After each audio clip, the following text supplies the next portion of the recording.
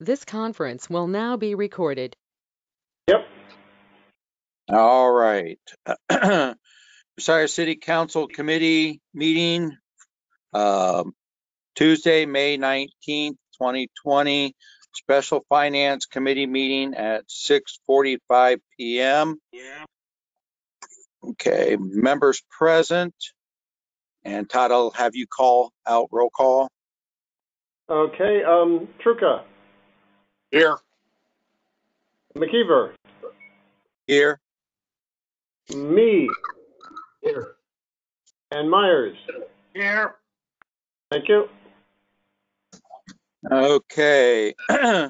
Number one, the Special Finance Committee meeting was called by Mayor Jeff Reeser for the limited purpose of discussing the Aumiller Park bond anticipation note. The meeting was conducted via video conference pursuant to Bucyrus Codified Ordinance 509.07 and Ohio Revised Code 121.221B4 pertaining to the coronavirus pandemic civil emergency. Number two, Aumiller Park anticipation note. I guess, Joyce, would you like to fill us in? Okay, as we've discussed several times in our meetings, we need to renew this Aumiller Park improvement bond anticipation note. It is due on June the 17th. The appropriations are in place for this. Of course, total amount is $200,000 plus interest of $5,484.72 for a total of $205,484.72. Like I say, that's all in place. We need to issue a new note, and you've got draft legislation before you that was prepared by our bond counsel that will give us $200,000 back in the sale of notes, so that our net expense is just the interest and the cost of bond counsel. Okay, does anybody have any questions for Joyce or the mayor? If not, entertain a motion to go with this, rolling this over So with the ordinance number 6. Okay. I have a first by Kevin. Second.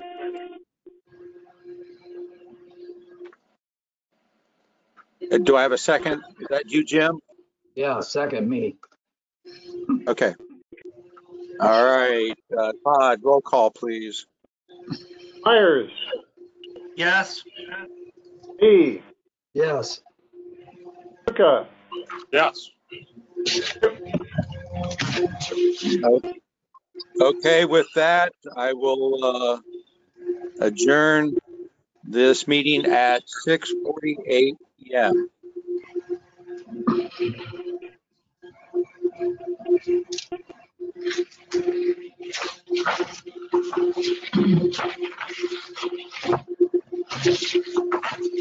Anybody else hearing a high-pitched squeal? Yeah, on the top of my screen it says it's coming from Joyce. Really? Yeah. Okay. You have, for some, I don't know where you're sitting, Joyce, but it seems like just about every week it gives some kind of feedback from you. And I don't know why. I'm in a room by myself. Well, have you ever thought about having your house tested for ghosts? Okay. Yeah, sorry you can't sleep tonight now. I'm seeing in Joyce's picture behind her in the reflection, there's a ceiling fan going. That could be it.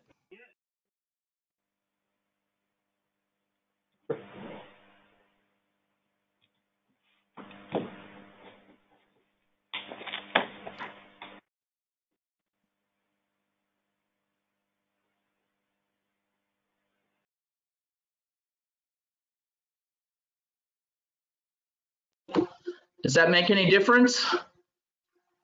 Yes. Okay, maybe it was a fan then. It's still doing it a little bit. Oh, yeah, still doing a little bit. Sounds like those old-fashioned computers of, 30 years ago. The printer that she used to do her green bar reports on? Yeah. Well, I don't Take have that that with you, did here. you? I don't know, maybe it's the light fixture, but it's LEDs. I don't know why it would hum like that.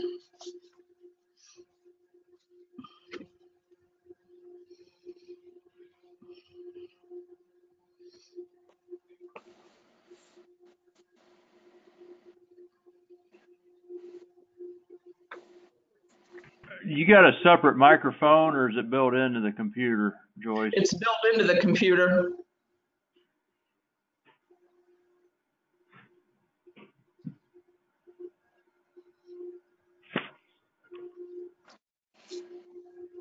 Kind of sounds like you're in an ocean listening to a seashell. I'd rather be there.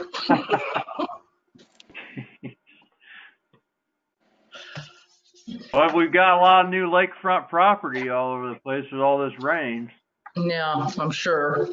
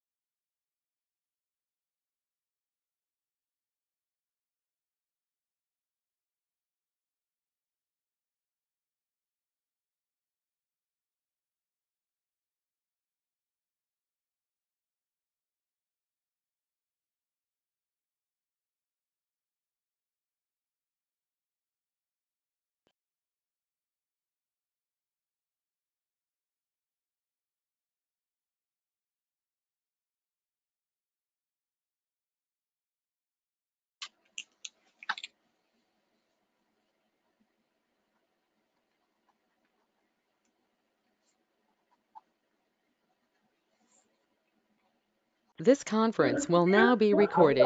Well, the starter we had, Yeah, the starter came from, At some point, yes, at some point you have. Who caller 5 is, but I'll mute him here. most of the sensor stuff I had laying around.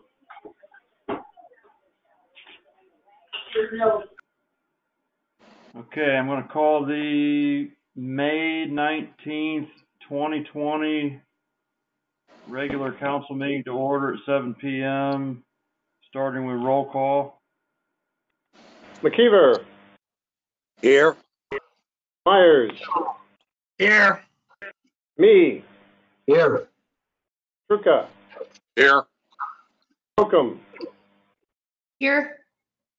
Vogt, Here. Alsept.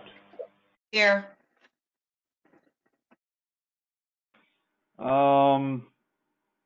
Before you have the minutes of the May 5th regular meeting. Does anybody have any issue with the minutes? Need a motion to accept the minutes then? I would like to move to approve, Myers. Second, Yocum.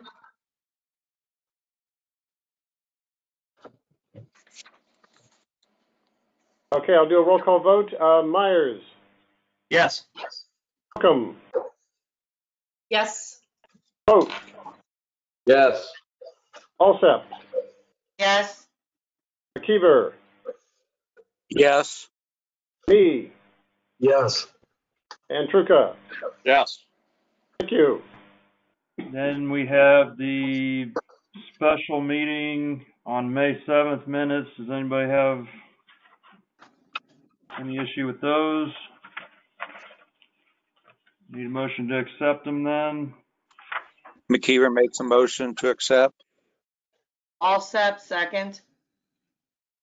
Okay, I'll do a roll call vote. McKeever, Yes. Alsept, Yes. Myers, Yes. me, Yes. Truca, Yes. Holcomb, Yes. and Vogt. Yes. Thank you. Communications and petitions, we did not receive any before the deadline yesterday at noon. So we will move on to granting permission for visitors to speak. Is there any visitors that would like to speak at this time? Please state your name and address.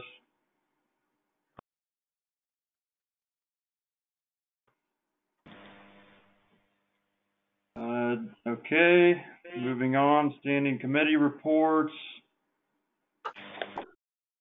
Public lands and buildings, Ms. Yocum. Okay, let me get a. I'm trying this lovely doing two screen things on my computer, which I'm not used to.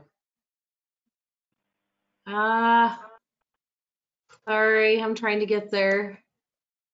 I'm just gonna make it here. Give me just a second.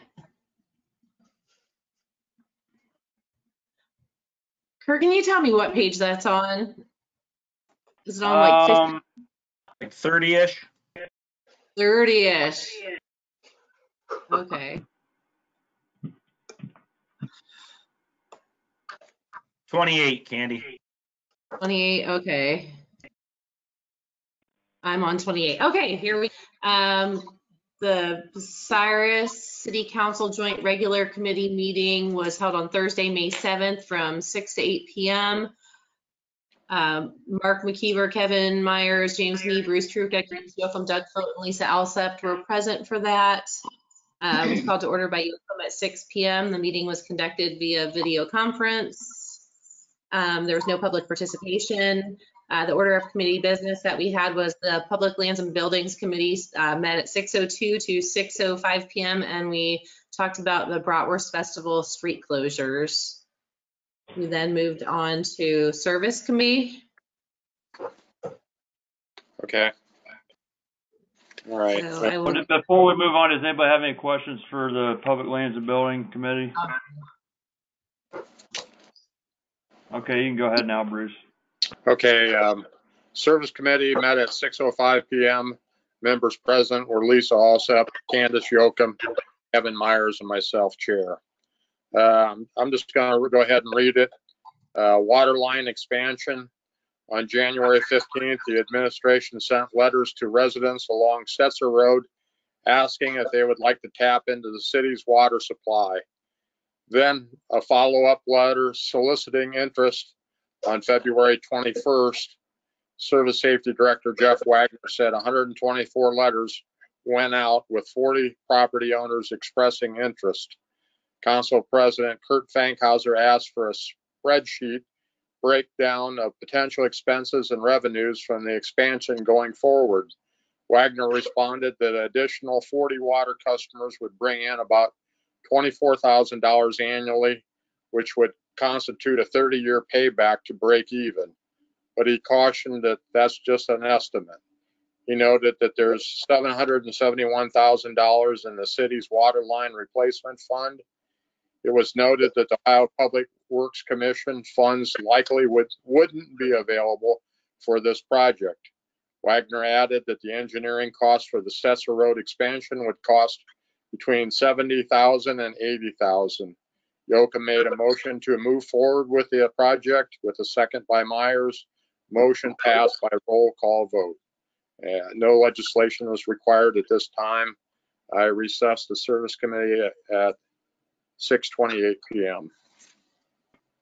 Anybody have any question for the service committee? Hearing none. Plating committee, Mr. McKeever. Yes, Plating Committee met Thursday, May 7th from 6:28 to 6:44 p.m. Members present: Bruce Truca, Doug Vogt, James Me, and myself, Chair. Number one, we were discussing the Bucyrus Codified Ordinance, Chapter 1191, signs. We discussed about where they are pertaining, like in the tree lawn, trailer signs, banner signs, political signs. We had a brief discussion on this, and we decided to get together a date, which we haven't decided yet, to schedule to do a field trip to actually go out and see the areas. And and the matter was continued, and I recessed at 6:44 p.m. Anybody have any questions for the plating committee? Hearing none. You want to just continue with finance, Mr. McKeever? Yes, finance was called to order at 6:46. Health and safety was prior to that, but we put it all together on finance. The first issue came up with the city engineering firm. We had a 8-year contract with Branstetter Carroll, and the administration looked for different engineering firms and settled on McKeever and Associates. And Branstetter Carroll will continue working on the project that they already started. Myers made a motion requesting legislation directing the administration to enter in a contract with McKeever and Associates, with a second by Truca. Motion passed by roll call vote. Number two, the civil service test. On April 23rd, Council's ad hoc committee on the COVID-19 response plan voted to recommend Council that the Civil Service Commission should begin scheduling testing for an active civil service list for the AFSCME, police, and fire positions. It was referred to Finance Committee, and we discussed about drafting a letter to the Commission's chair, G. Scott McBride, to express our committee's interest. And Kevin and I have been working on that. We have not finished the letter yet, and we will submit the letter to Council. Number 3, the ambulance service / safer grant. The FEMA staffing for adequate fire and emergency response is the safer grant. I'll just read it as we have it here. Is designed to help municipalities increase staffing in their fire departments. The grant would pay 75% of new firefighter salary in year 1 and 2, and 35% in year 3. This year's application deadline is May 15th. While the city's fire department has initiated an application, the administration would have to sign off on it. Following an April 28th special health and safety committee meeting, a solicited outside legal opinion asserted that council has the authority to direct the administration to apply for grants. It was suggested that the city could apply for the safer grant now, and should the city be awarded the funds, decide over the summer whether it would be financially prudent to accept it. The administration has expressed concerns that it wouldn't be, as long as the city's revenues are reduced because of the coronavirus pandemic. The city is waiting to review a report from consultant Kramer and Associates evaluating the fire department's EMS transport options. Council President Kurt Fankhauser provided the committee with a summary of the long-term EMS costs. The administration provided the committee with a summary of the fire department's current budget and projected income revenue reductions because of the pandemic.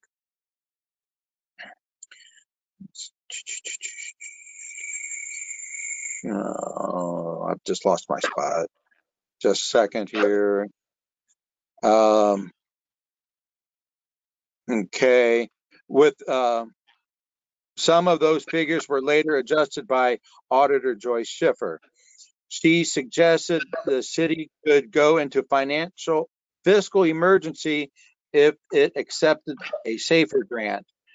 Fankhauser noted that after the grants are awarded in July, should the city be among the recipients, no hiring in fire department would have to occur for another 6 months.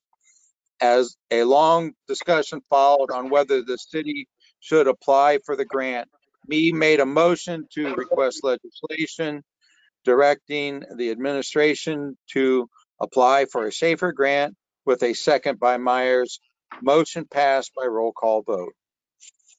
McKeever recessed Finance Committee at 8 p.m. Anybody have any questions for Finance Committee? Hearing none. Mr. Myers, you got 2 committees there, Health and Safety and Ad Hoc. Yeah, Health and Safety just met briefly for a minute and decided that there was no business to conduct. The Ad Hoc Committee met from 8:01 to 8:12. We looked at codified ordinance chapters 111 and 113, went through the draft ordinance and saw a few more changes that were made.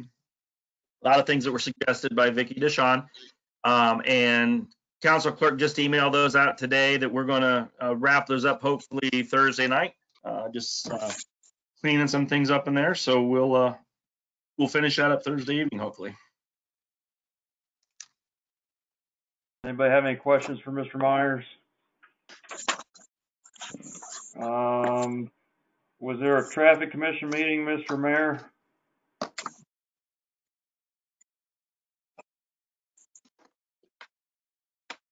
You're muted. You shake your head.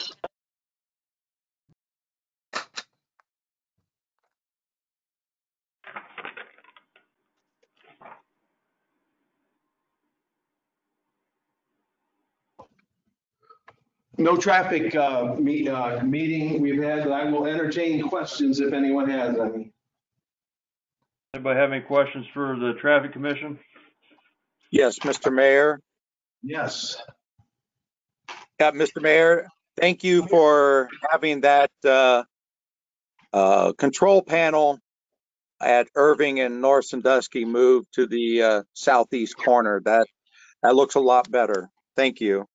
You are welcome. And if you notice, maybe you don't notice, but that I wanted to make sure that that corner, the four corners there were symmetric.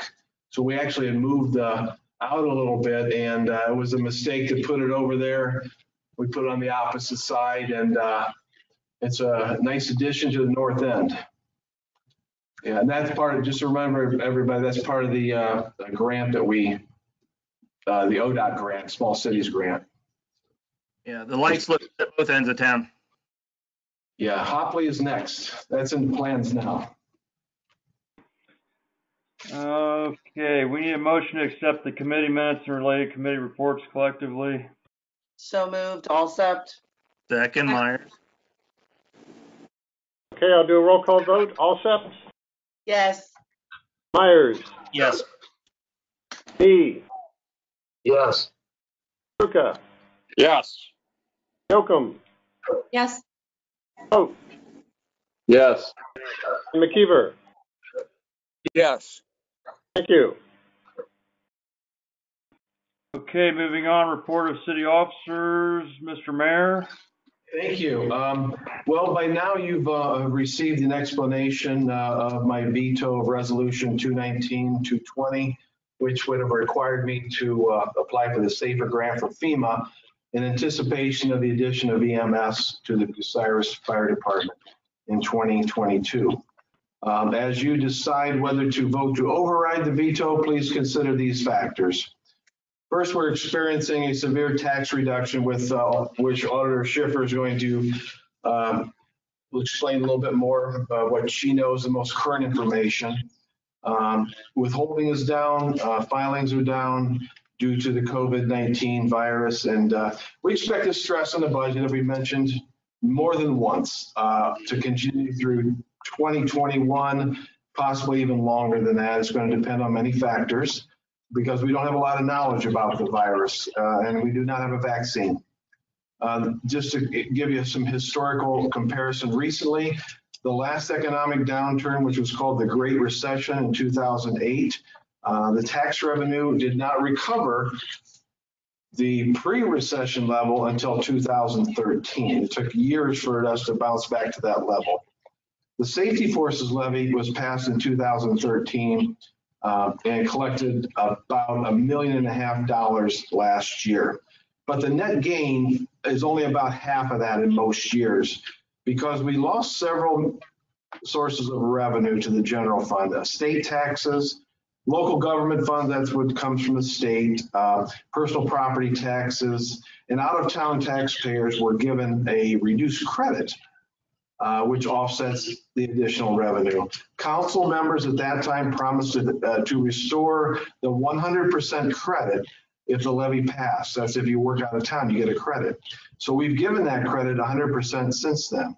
So in the meantime, since then, since I started, we've had a substantial rise in payroll costs.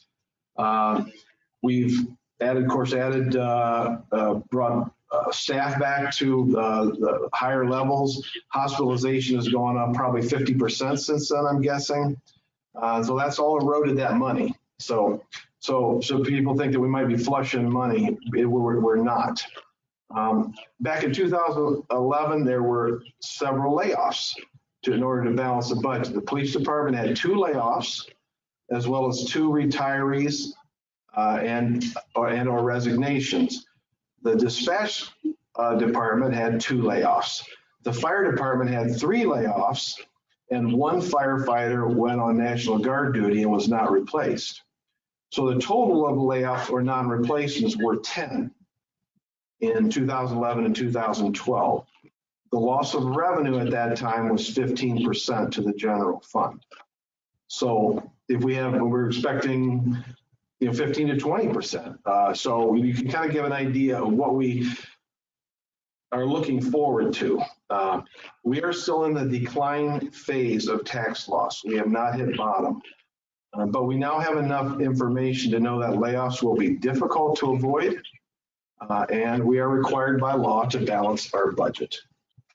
You've asked me to apply for 6 additional spots that will be paid for the SAFER grant for 3 years, beginning next year in 2021 and lasting through 2023. I want to know, have you read the requirements of the SAFER grant?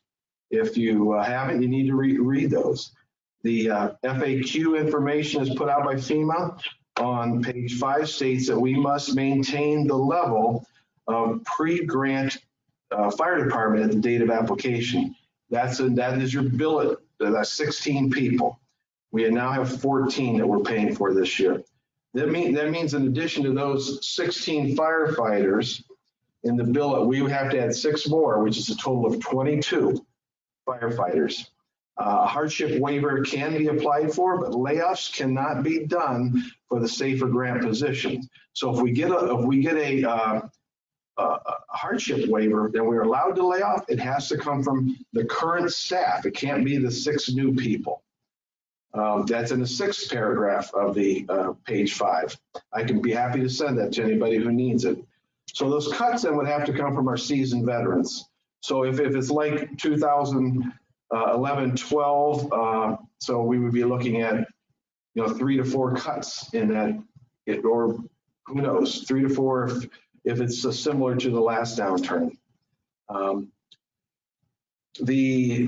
The hardship waiver is not granted then every layoff. If we don't get that hardship waiver, every layoff has to come from police and dispatch. Every layoff. You can't, if we don't get a waiver, then we're really have some tough road to hoe, as I mentioned in my report and my video last week. Potentially, we would have 22 members of the fire department and 15 members or even less of the police and dispatch. And I don't think that's what you intend to have happen here. I don't know if you're really thinking this out. I don't believe it's your intention as council members to compromise the safety of our citizens this way. But that could happen if we are forced to apply and accept the SAFER grant. Finally, the addition of 6 firefighters to the fire department in anticipation of bringing EMS to our safety forces in 2022, I don't think has been properly discussed. We started this discussion back in 2017, where it was my intention to bring it to the safety. I was a lone ranger then, as I am now. I was outvoted 7-0. I had support from Captain Schwembley, and that was it. And at the comments at that time, where we had enough staff that we could do it with just maybe a 1 or 2 addition. So my intention was that I said, look, the future of fire in Bucyrus EMS is with our fire department. And I went to bed, even the fire department didn't speak in favor of it then. So I am in favor of this. I think it's important to bring it here, but I think it's the wrong time. We talked about 17 members in 2017. In 2017 would be adequate, and some council members agreed with that. That would be just 1 new firefighter, not 6. The discussion to bring EMS needs to take place before we apply for a grant, not after. Also, you have invested thousands of dollars in a report by a nationally known and respected figure, Dr. William Kramer, who is in the final stages of issuing his much anticipated report. If you go ahead and do this now, you're wasting your money and you're telling the taxpayers that I just wasted their money. Prudence and wisdom would dictate that you wait for this report to make the best decision possible. If you do not wait for this report, then you wasted $12,000. And you're saying that you can make the decision and his professional advice is of no use to you. So in summary, I want to summarize this. Here's the negative consequences of applying for the SAFER grant. The arbitrary number of 6 firefighters has not been fully discussed. It is substantially more than was needed in past council discussions. Do you think you have all the information so far to settle on that number? Number 2, potential layoffs in the fire department will only be allowed with a possible granting of a waiver from FEMA. And these layoffs would come from the experienced firefighters, not from the new firefighters. Is this in the best interest of our veteran firefighters and citizens? Number 3, if a waiver is applied for and not received, then all of the layoffs will come from the police department and dispatch. Are you prepared to sacrifice the safety of our citizens by the potential layoffs, especially in light of the effects of COVID-19, which is already showing up in increased drug use in our community? And Chief Kepke is on the line tonight, and he can verify what I'm saying to you. Applying for the SAFER grant has other consequences that are unintended, especially in a time where we need unity to get through this crisis, not division. We do not want to pit the fire department versus the police department, council versus the administration. Unity is critical in this challenging period, and I urge you to make the right decisions, to step back and look at the Kramer report and the past and future tax reductions, and look at the ways we can achieve the addition to EMS as we discuss it in 2021 for the year 2022. Applying for the SAFER grant now is not in the best interest of the citizens and should not be done.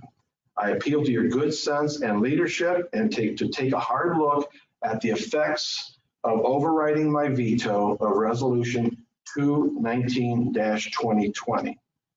One more thing to keep in mind, the EMS is stable. We have no issue with that all the way through the end of 2021. Now, I have some very, very, very good news that could make all of this discussion moot.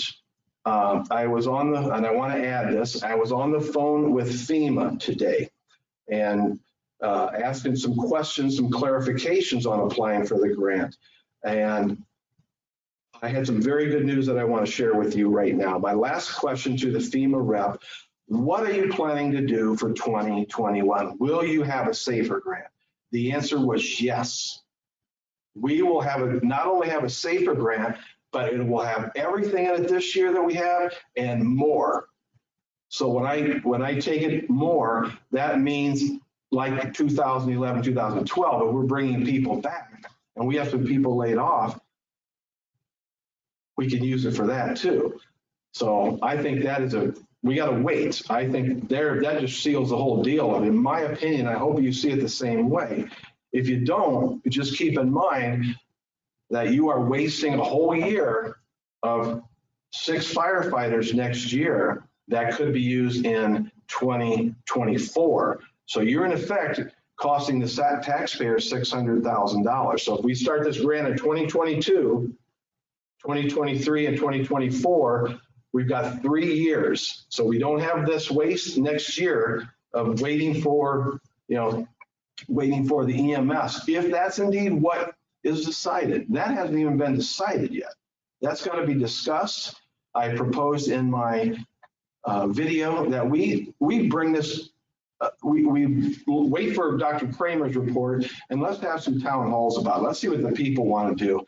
Maybe they want this in the fire department and are willing to pay for it, because it's going to be really tough on the budget to put this in here.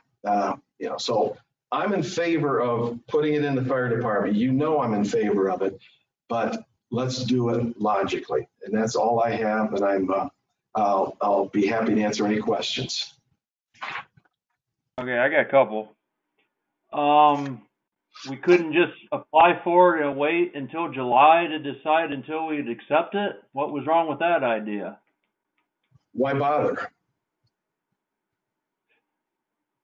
Well, Galleon's applying for this thing as of yesterday, so they're committing to not laying off any of their fire department, and so is Crestline. You hear what I said? They got a better grant next year when we need it. We don't need it for 2021. We need it for 2022 potentially.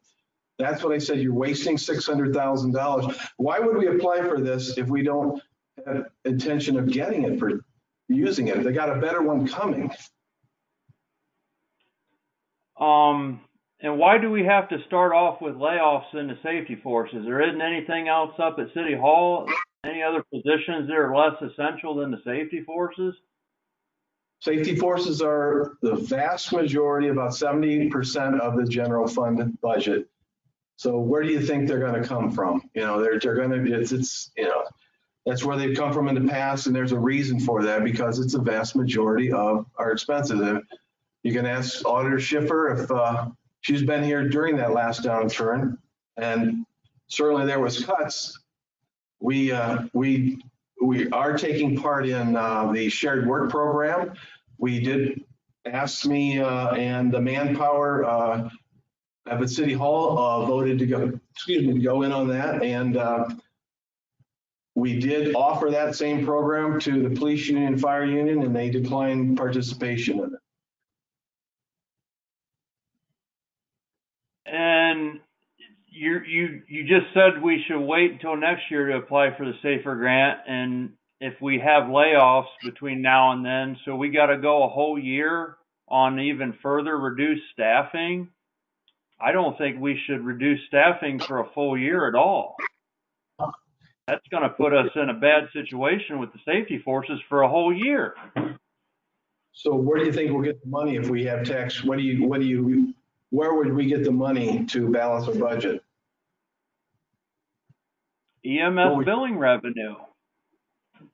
You're not going to have EMS billing revenue until 2022.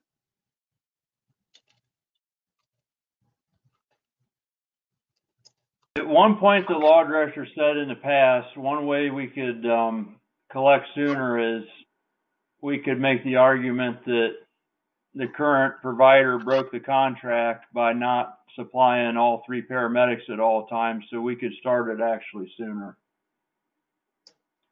That can be discussed. Like I said, we can wait and see what Dr. Kramer has to say about it, but I don't think, I think in a case like this, it's time to be working with the current provider and making sure that they are keeping the city safe, not kicking them out and taking on a burden that we may not be able to afford right now. Does any of our council members have any questions for the mayor? Mr. President? Yeah, Mr. Myers. I just have a statement, Mr. Mayor, and just one point of clarity I wanted to make.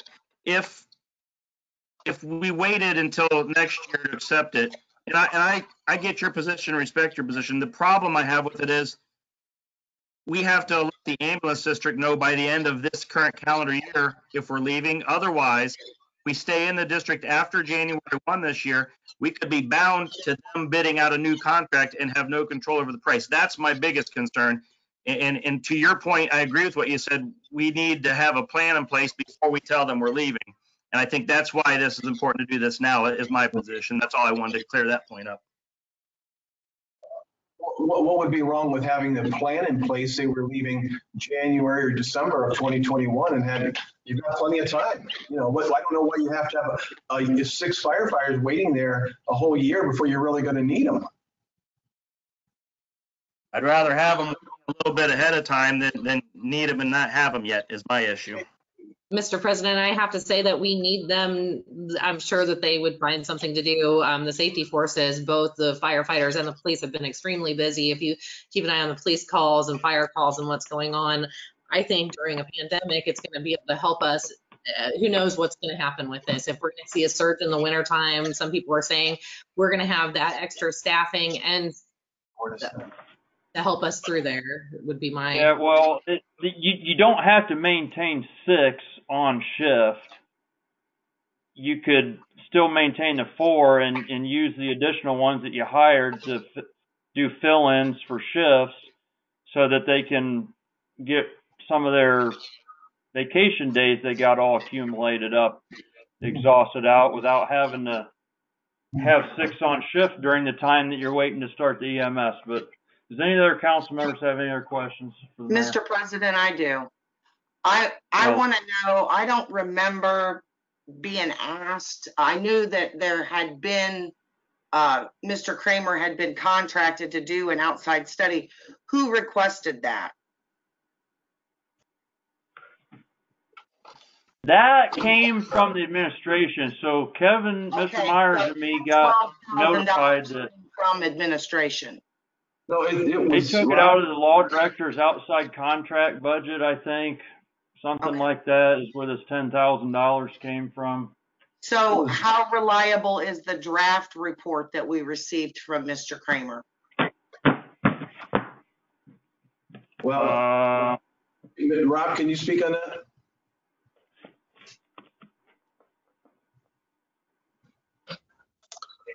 I believe Mr. Kramer's in attendance. That's right. I think, This go is ahead and give us some rundown, Mr. Kramer, on any new developments. I think your draft did not include the consideration that the SAFER grant had gone 100% at that time that you had wrote it. Well, that's correct. I applaud all of you for your good work on behalf of the city of Bucyrus. Things are kind of tough now, and it's difficult to make decisions. But my draft report, which evidently has been distributed, was pretty much complete. We did ask for input that came through Mr. Ratliff. The input I did receive from several sources is now in a revised draft, which I submitted, and I plan to finalize it by Friday, should there be any lingering things. Now, since the draft report was written, there are a couple of new issues that have arrived. Number one, the SAFER grant now does pay 100% for all 3 years rather than the percentages, which makes it somewhat more attractive. Secondly, there are some uncertainties with the future of the private ambulance. Now, whether you do it now or whether you do it later, I agree with the mayor that it needs to be the direction in which you go. My report clearly states, both in draft form and in the slightly revised form, that this is the most efficient way to provide emergency medical services to your community. I include in the revised draft, which none of you have seen, an insert from Steubenville, which has just decided, even in the midst of the COVID-19 crisis, to go ahead with a fire-based EMS service for their city. I include some other cities. Many cities have gone that way. So whether you do it now or do it later, as the mayor suggests, I applaud your moving in that direction. It does two things for your community in terms of safety. It provides an immediate emergency medical service from the firefighters, who tend to be more motivated, more highly trained, as a general rule, than lower paid private providers, where there is often a lot of turnover. Now, I did talk with the director of the Portsmouth Ambulance Company, who stated that at the very least, costs would double if they were to bid on the contract in the future. That may be the time to try to initiate the fire-based service, or maybe it is now. I want to commend Mr. Fankhauser for the detailed financial breakdown, which projects into the future and shows that even without looking at improvement in services, the financial numbers seem to add up in favor of doing this sooner or later. Couldn't be now and can be later. But I mentioned there are two benefits. I've mentioned the improved emergency medical service, but number two, improved fire ratings. I just talked to Mr. Hershey today about the last structure fire they were on, where 3 firefighters had to show up, and there was an entrapment. One of your residents was trapped. 3 firefighters trying to get an entrapped victim out of a fire, extinguish the fire, would be difficult. Fortunately, they were successful. This small crew has a reputation of doing great work with the small numbers they're working with, but they're in violation of some of the national standards. So the additional people on duty would allow them to meet the national standards, which require usually 4 people as a minimum on the scene before structural firefighting commences. So in light of the fact that you would improve your fire protection and your emergency medical protection by going in this direction and increasing your staffing, this cross-trained ability of your on-duty personnel to do first emergency first creates a real economy of scale. Another thing that is sometimes overlooked is that your firefighters are going on the serious emergency medical calls already, and that unit could be tied up awaiting a lengthy response from the private ambulance if it happens to be out of the Bucyrus area, the closest one, and that happens. So there are benefits. Now, my report does show the pros and cons, mostly in favor. The cities that have gone toward a fire-based EMS system have not reverted or not found a good reason to do so. As we all agree, I think the COVID-19 virus has put a crimp on the city finances, and that may require a delay. I don't quibble with the figures that I've seen, the financial figures, but I think Joyce has a pretty good handle on the numbers, and it might be a quick, maybe a marathon session where the bright minds, the financial wizards, the fire experts, and the mayor or his designee get together and decide what are we looking at based on the unknown. My job is usually easier. I've advised about 35 different fire departments throughout Ohio, and probably double that number around the country. And normally, I can deal with facts and figures without a great unknown hanging over us. The big change here is the unknown, and that may be enough of an unknown to delay this decision, as the mayor suggests. If it came right down to it, if COVID-19 were not a factor, and they said, Kramer, what would you say? Should we or shouldn't we?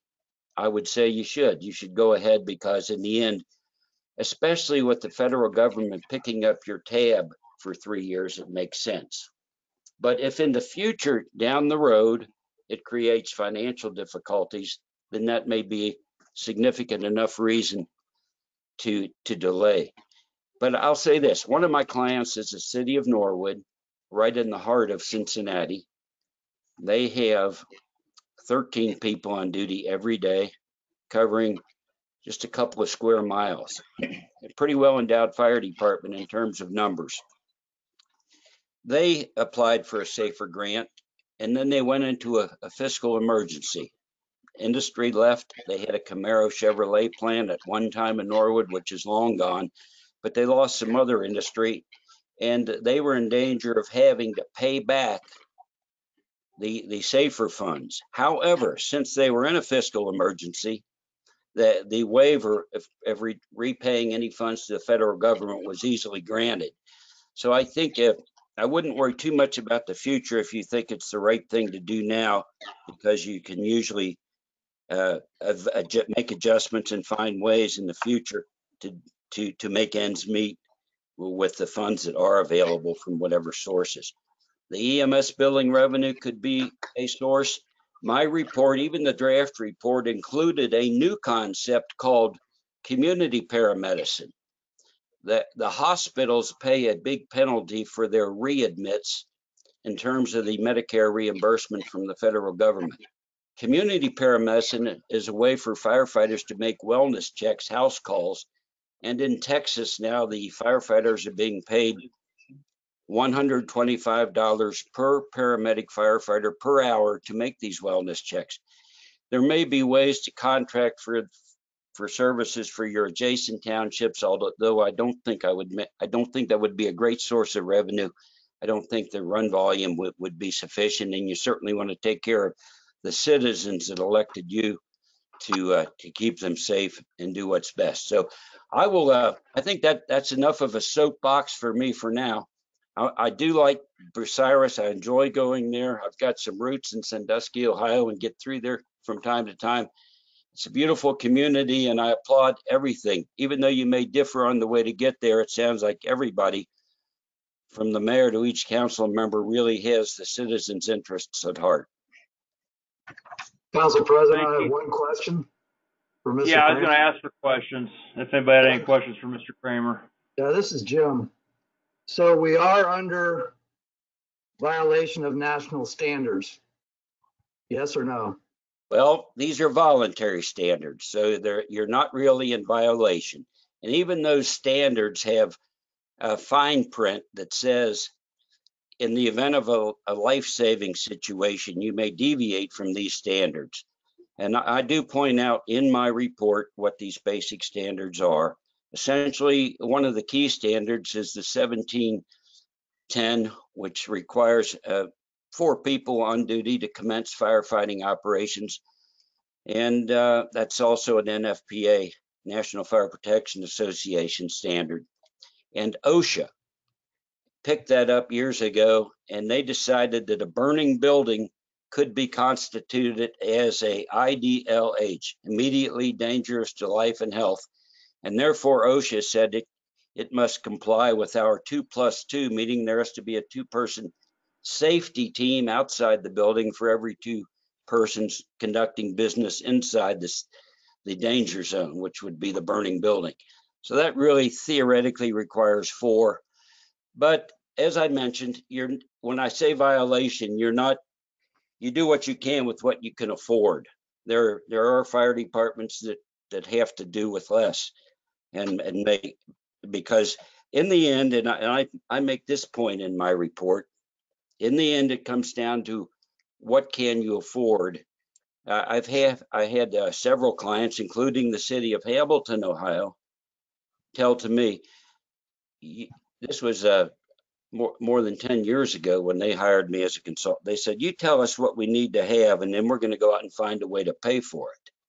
And they were saying that at a time when they were losing Mosler Safe and Champion Paper and a whole lot of their industry, and their tax base was shrinking considerably. I had to come back and say, you can't separate what you should have from what's affordable, because the two are very much interrelated. Okay, does anybody have any other questions for Mr. Kramer? I've got a question for Dr. Kramer. Dr. Kramer, this is Jeff Reeser. Hey, in your preliminary report was most excellent. I've got a question about page 22. You have what's like a decision tree, and right. Will that be in the final report? That remains unchanged. Okay. So and this is where I'm taking, my stand and my request for prudence here. The first question is the tax base and population in Bucyrus growing significantly. For all the council members, it's page 17. It's right here.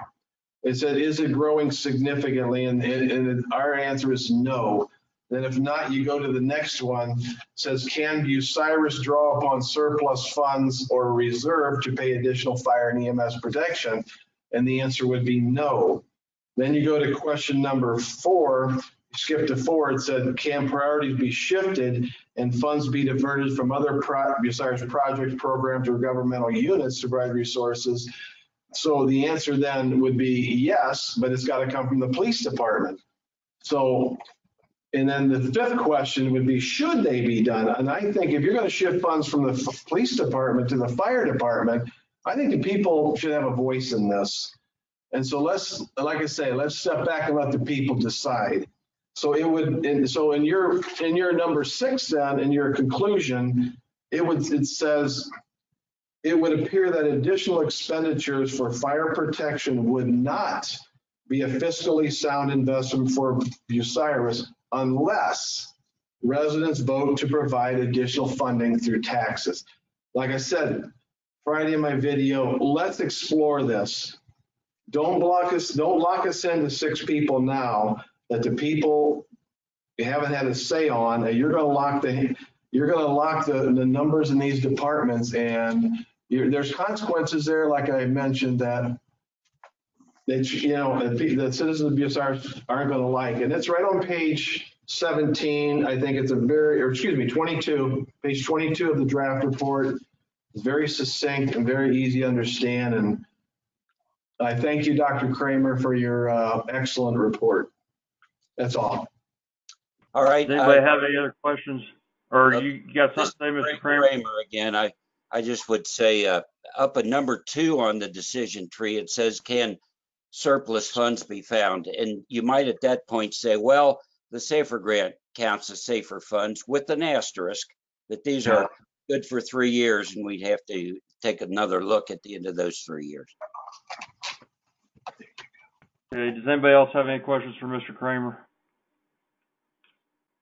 Thank you, Mr. Kramer, for coming to the meeting tonight. I think you provided some very valuable information there. And I don't think you have to stick around if you don't want to, because we're probably going to be here for another hour. But, and then, does anybody else have any questions for the mayor?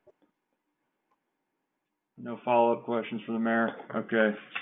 Let's move on. Mr. President. Mr. Go President, ahead.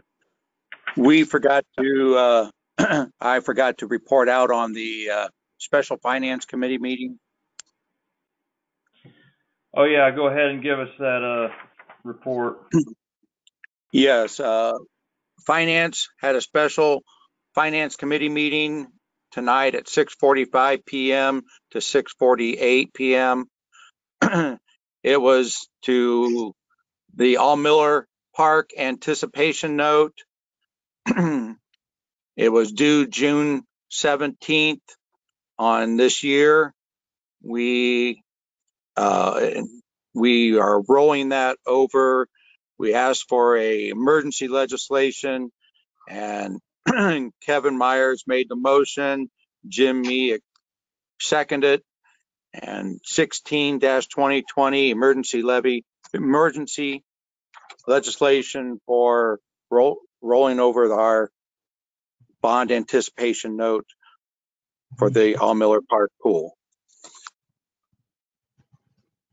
Okay, does anybody have any questions on that special finance meeting? Okay, hearing none. The Safety Service Director report, Mr. Mayor. Thank you. Airport bids are opening for the 2020 projects. Construction of Apron C expansion and the rehab of the taxiway C bid openings will be on Thursday, May 21st at 2 o'clock. The go-to meeting number will be published. Art Park Stage construction started this week. Please stay out of there. It's, until we get it finished. We've got it taped off as best we can. The railroad underpasses on East Mansfield, our repairs have been completed. The Aumiller Pool is, we're planning to open it this year since the governor gave us permission. We had a little bit of corrective work we're doing at the deep end, and we're waiting for some dry weather. And so far, the May pattern has been a lot like last May. So let's hope the temperature and the weather will cooperate. Diving boards are here and will be going up this week. And since the governor allowed us to open, we're taking applications for lifeguards. So if any of you are interested, you may get an application on the city website. We talked about the traffic lights on North Sandusky and Irving, looking good. City Hall, we're planning to open next Tuesday, the May 26th. Each office will have specific details that would be posted. And we're planning to be open Monday through Friday until 5 p.m. The shared work program I mentioned earlier, we started this program to save money for the general fund and for our enterprise funds. We thank ASME Union and the Manpower employees for voluntarily taking part. Safety Department, we offered it to them. They declined to participate. The bulk station will be closed for a minimum of 2 days because of a part that needs to be replaced. We called all our major haulers to let them know, just to give you an idea, there's parts that do wear out, just like anything, and have to be replaced. Just to give you a heads up on that, it's very inconvenient. I know when you're a bulk hauler and things break down and we don't have another option, so we try to get it repaired just as quick as possible. Bulk water is an important part of our business. It's actually about 1% of our revenue. So it's, we don't like to lose any of that business, but it is a very, very small portion of our revenue. So, and that's it for Jeff's report.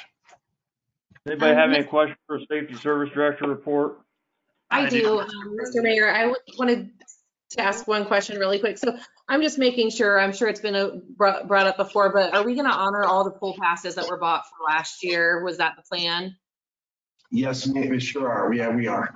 Yeah. Good. Okay. We want to open the pool. We'll honor because we were closed last year for repairs. It's very important for us to be open this year psychologically for the community. And we're even if we're open for a month or 6 weeks, the main thing is make sure right now is the weather. And then the second thing would be make sure we can find enough lifeguards. So we will honor all those passes. We'll let everybody know. Mr. President, I have a question for the mayor. Go ahead, Lisa. The playground equipment at the park has got like, it's so the kids can't use it. Are they planning on taking that off so that the kids can use Not until the governor and Dr. Acton allow us to. Playgrounds are still closed as far as they were through yesterday, unless something changed today. But the very day that the governor opens the parks, then we will remove that stuff so that the kids have something to do? The very minute. Thank you. I do gotta say that setup out there is kind of scary, because if a kid wouldn't be paying attention and it looks like somebody could really get hurt and have a lawsuit against the city. I hate to bring up that lawsuit word, but the way it's put together, couldn't we have done like don't play equipment or tape or caution tape or something, as opposed to like signs up at one time there, you just keep getting torn down. So Yeah, I agree with that. It looks like an attractive nuisance, and that scared me when I saw it too. I was going to ask the same question, was if there was like maybe some snow fence or something that was a little less dangerous if a kid did try to play on it. Yeah, we can bring it up to Mr. Dunn tomorrow. Yeah, and I guess if I could, Mr. President, I've got an additional question on that for the mayor. Yeah, go ahead. That mindset, is it, and I don't know the answer to this, but is it our responsibility as a city to block it off, or is it mainly our responsibility just to notify, kind of like the signs that we put on the softball field, to say, hey, this is closed, and leave it up to the people to follow that? Or well, if somebody wants to play in the playground equipment, they're going to find a way to get up there and play on it. And that was my point. Even with what we did, I'm worried about somebody getting hurt. No, we don't have the staff to police. I guess that's what I meant. Are they expecting you to police that extensively, or do we meet other requirement by just posting that it's closed? We posted it's closed. That's a tack that we're taking. Okay. Just post it's closed, and then kind of play at your own risk. That's fine. And I've got one more swimming pool question that talked about this, I think, 2 years ago, but never really got past the initial question. Are we going to have the possibility of looking at, I know we charge a certain dollar amount for a family pass up to a certain size family, and if that family is larger, they have to pay more, whereas I know Guyan and Crestline do not do that. And we've lost a lot of people here in town that drive over to Crestline and Guyan to get their passes because of that. Is that something we can look at again? Sure can. I know it's probably difficult when you get step kids and, like my step kids, if they want to be on their dad's pool pass, their school paperwork says they live at my address. So, I mean, it's going to be difficult, but I'd like to see if we at least try to find a way to help these families that do truly have more than the 4 people or whatever that number was to be able to one family pass. That's a good idea. We'll look at that tomorrow. Certainly before we're open, I have an answer for you. I think it's a good idea. Okay, thank you. Any other questions? Yeah, I got 2 questions, Mr. President. Go ahead, Mr. Mee.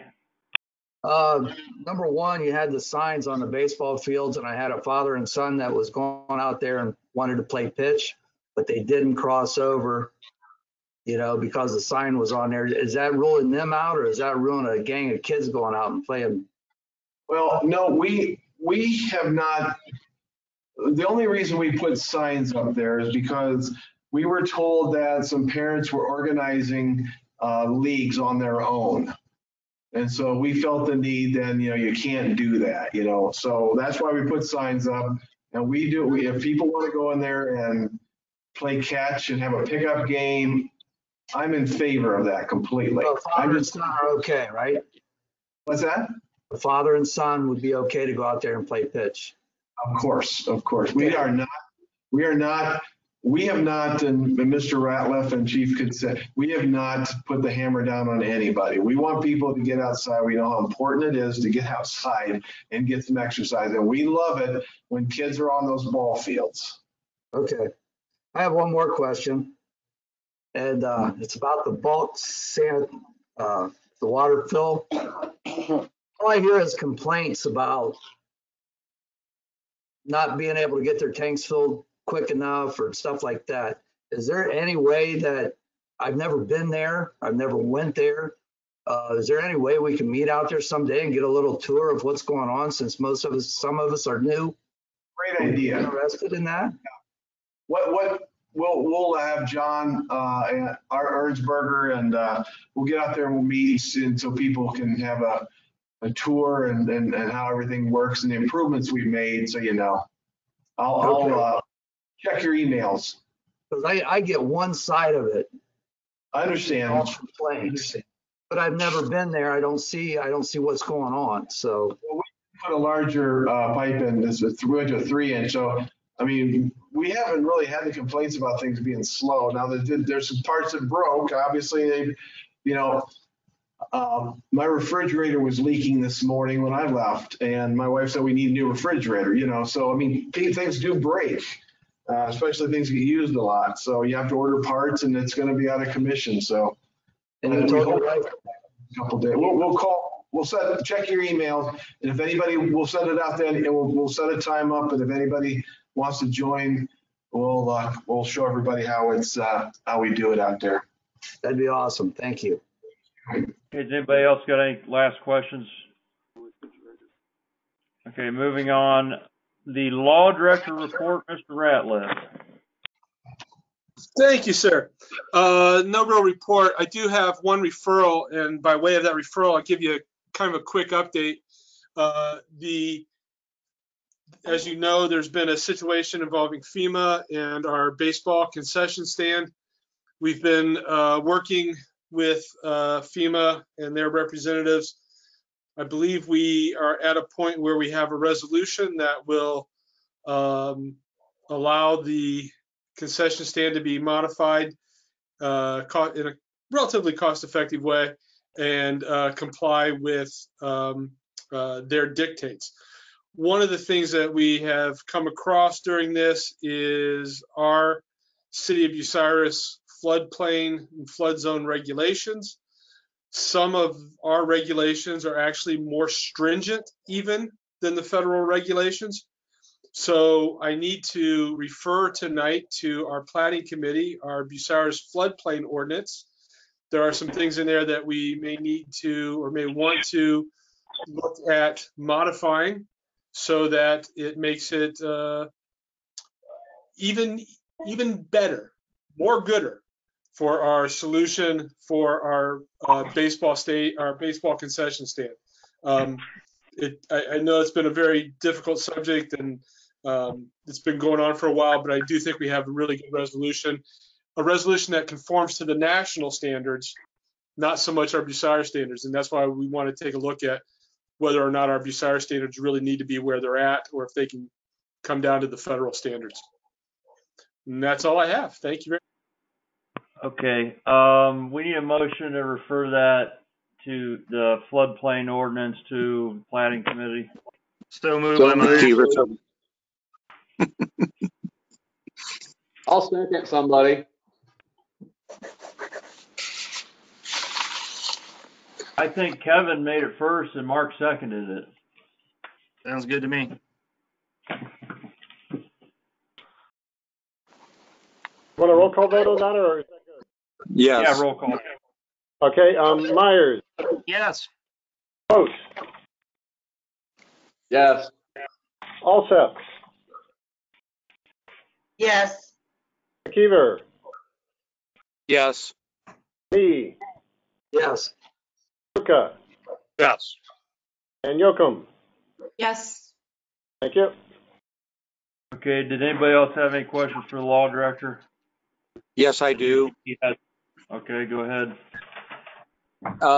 Yes, Mr. Ratliff, the property owner at 510 Myers Street, what's the situation with that? The complaint that you got from there's multiple ongoing violations there.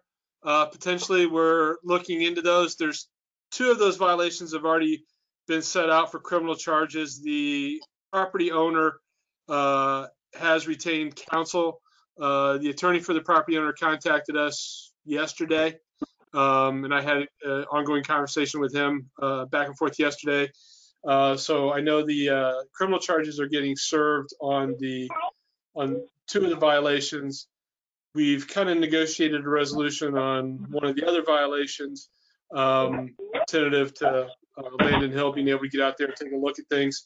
We do have another ongoing issue, and we'll be continuing to discuss that. But it's in the works, some resolutions in part, and then the court process is kicking in too. So, Thank you very much.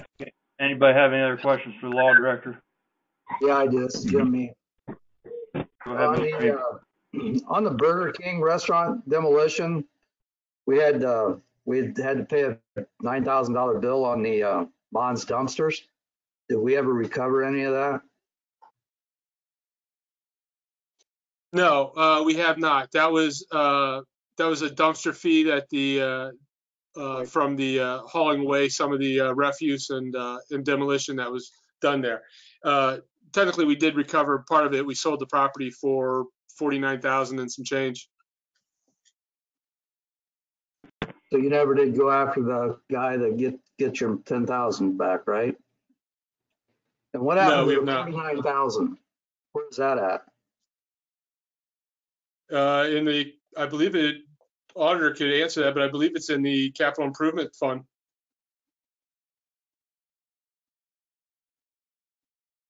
Joyce, Okay. yes.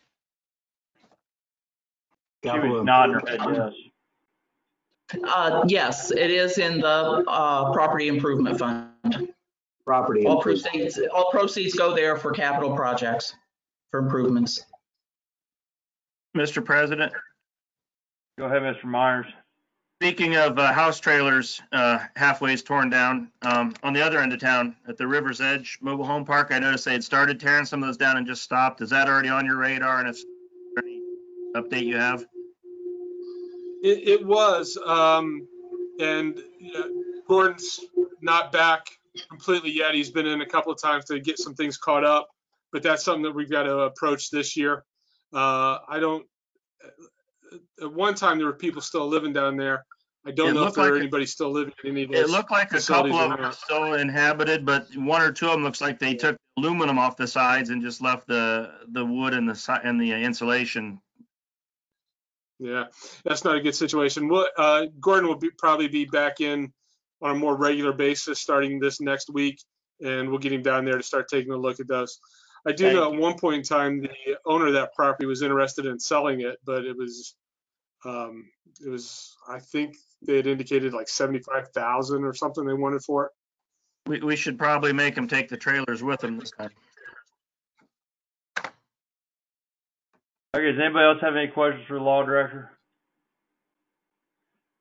Hearing no questions. The auditor's report, Mrs. Schiffer. I will unmute you here. Okay. Oh, well, I already did. Okay, just an update on where tax revenues are. This is as of yesterday, comparing what we received in 19 to what we received this year. We're down 330,000, 337.31, which is 12%. It would have been much worse if we hadn't had a first quarter that was pretty good. That equates to a drop in general revenues of 165,168.65. Decreased revenues in the safety forces levy of 82,584.33, and that same amount in the street fund. So things aren't looking great right now. We'll have to see, how things go. I'm very concerned about it. I know that there's, you ask why do safety forces always get hit first? Well, because other departments have been hit for years. If you look at the billet, you can see like my staff is only paid 20% out of the general fund. They used to be 100%. We changed that because they do work for all the departments. The administrative assistant is the same way. She's only 10% from the general fund. The rest is in enterprise funds that she does work for.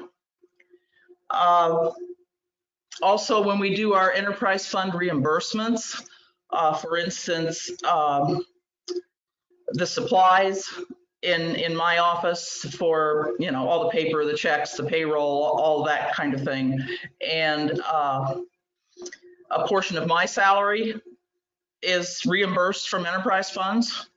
That's also the case for the mayor and the law director. And a lot of these changes, when I first came into office in 2000, there was an assistant auditor position that I eliminated that first year. There was an income tax administrator and a part-time clerk in income tax. I took over as income tax administrator and we eliminated the part-time clerk position. So there's only 2 people there. This has been going on. We eliminated the full-time custodian. So we've been doing this over the years, all to save the general fund to keep safety forces operating. When we started taking hits in 2008 and beyond in local government funds, the elimination of estate taxes, the elimination of personal property taxes, we were losing about $750,000 a year. And that's why layoffs happened in 2011, as the mayor was explaining. And that wasn't something that we wanted to do. So we determined that we needed to go for a levy. It took us 3 tries over 2 years to get that levy passed for safety forces. And it's been a big help, but it's still, even though we have the levy, it only pays for 50% of the cost of the safety forces. The other 50% comes from the general fund. So, you know, when we say we want to take on more firefighters, are we considering the increased cost in addition to those that are going to be paid for by the SAFER grant? Where's that money going to come from? If we're dipping in revenues this year and we're not going to recover, I also attached a letter, like a warning letter from the Ohio auditor, Keith Faber, sort of warning local governments to be watching their money. And I said before, I have a fear that if we jump now, it could put us in fiscal emergency. And I certainly don't want to go into fiscal emergency just to get a waiver. I mean, that's ridiculous. I've been told my numbers are bogus. I've heard that there's been things on Facebook saying the same thing. The city has received certificates of financial reporting excellence all the years I've been here, and you don't get those for having bogus numbers. We've gotten multiple auditor state awards for our clean audits. You don't get that for having bogus numbers. So understand my concern here. And I guess I'd just like to say that I hope you do the right thing. I mean, it sounds like the SAFER grant next year will be 100%, plus it may cover even more things. And if it can bring back laid off people, which God forbid, we still don't want that this year. We don't want to lay people off. We don't want to strip our safety forces and anybody. You know, council members are totally paid from the general fund. Civil service, totally paid from the general fund. Council clerk, totally paid from the general fund. We need these people. And they're important to keep the city running, just like safety forces are, maybe in a different way. But, you know, we're all essential. And we need to work together, not being divisive and singling out one group, well, that we're not going to do this or we're not going to do that because we want to push our agenda. And that's just not right. I try to cooperate with everyone, regardless of who is here. We all have to work together. And I guess that's all I have to say on that. I do have one other item. I need to refer an appropriation to the sewage disposal fund in debt service because we've received a billing for semi-annual payments to begin on our Group 1 and Group 2 sewer projects.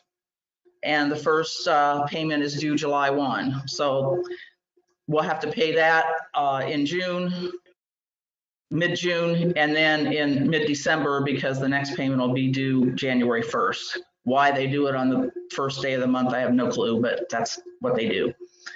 So I need to appropriate from unappropriated sewage disposal funds $73,082.18 for these payments. And that's all I have. Thank you. Okay, we need a motion to refer that to the Finance Committee, that referral. McKeever, make the motion. Myers, second. Okay, I'll do a roll call vote. McKeever, Yes. Myers, Yes. me, Yes. Luca, Yes. Jokum, Yes. vote, Yes. all set. Yes. Thank you. Does anybody have any questions for the auditor? Just a comment, Mr. President. Yeah, Mr. Meany. General Electric's hired 50 people since the first of the year, and they have another 90 at non-union at Baja. So hopefully that's going to help us out over this transition of the next couple of months. Okay. We're also, you know, Gordman's is filing for bankruptcy. Yeah, we've seen that. Yeah, and I don't know what other, you know, businesses may go out due to this COVID. And I guess I'm deviating a little bit, I'm sorry. There was one other thing that I wanted to mention. I know it's been said about our $700,000 carryover and so we ought to be fine. Well, the problem with that is that $700,000 carryover is in this year's budget. It's not just hanging out there, sitting there to be spent. It's in this year's budget. So just so you know that. Does anybody else have any other questions for the auditor? Is that you, Bruce? No, Okay. I was muted. Okay, I've got a question.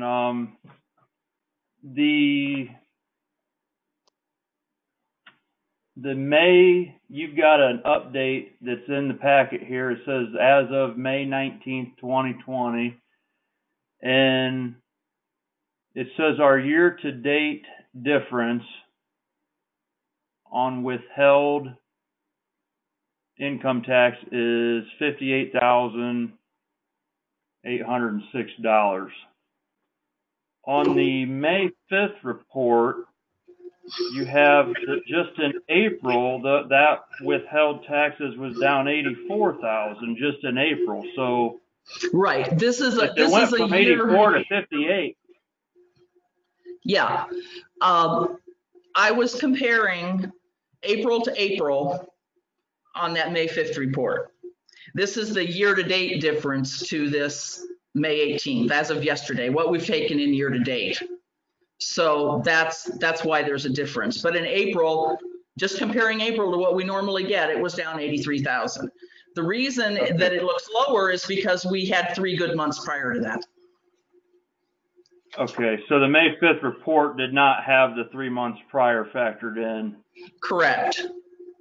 Okay, that makes sense. I thought that we were starting to trend the other direction here when I seen them numbers. Yeah. Mr. President. But go ahead. I have more of a statement than a question, I guess. I've had several people tell me that if they would open City Hall, they would bring up their W-2s and file their taxes, and pay their taxes. They have their stimulus checks and they're waiting to pay their taxes. So if we would open up City Hall, I think it would make a big difference in people being able to. I've never filled out one of those forms either. I've always taken my W-2 up there, handed it to the girl that works back there and said, what do I owe? you know, so it just may make a difference when City Hall opens up alone. Yes, it may make a difference, and I know we've taken phone calls and we've given people alternatives on what they can do to go ahead and file, or they can send in their W-2s. We'll prepare them, send the forms back to them so that they can sign them and mail them in or drop them off at the drive-through window. And we've had, we've had people do that. But I think with City Hall, that was in the Service Safety Director's report, was it not, that we're going to open up next week? That's what it said in there. Yes, Okay. yes. I'm hoping that'll make a difference. Yes, I am too. I've had that same people tell me that they're just begging to get City Hall open so they can come up and pay their taxes. And I never thought I'd hear somebody say that, but that's what they're saying. That's encouraging.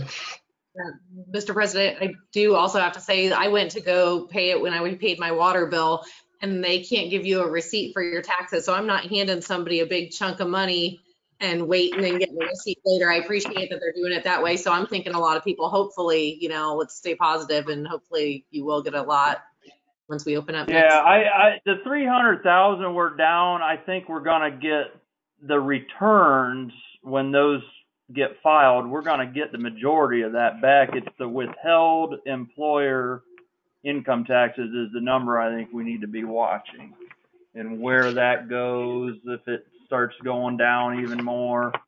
But just being down 58,000 year to date, that doesn't seem that awful bad once if the restaurants start opening back up and things start, I think if we end up being at a $50,000 to $100,000 loss for the entire budget for the year, I think we're going to come out of this thing still meeting the original 2020 budget.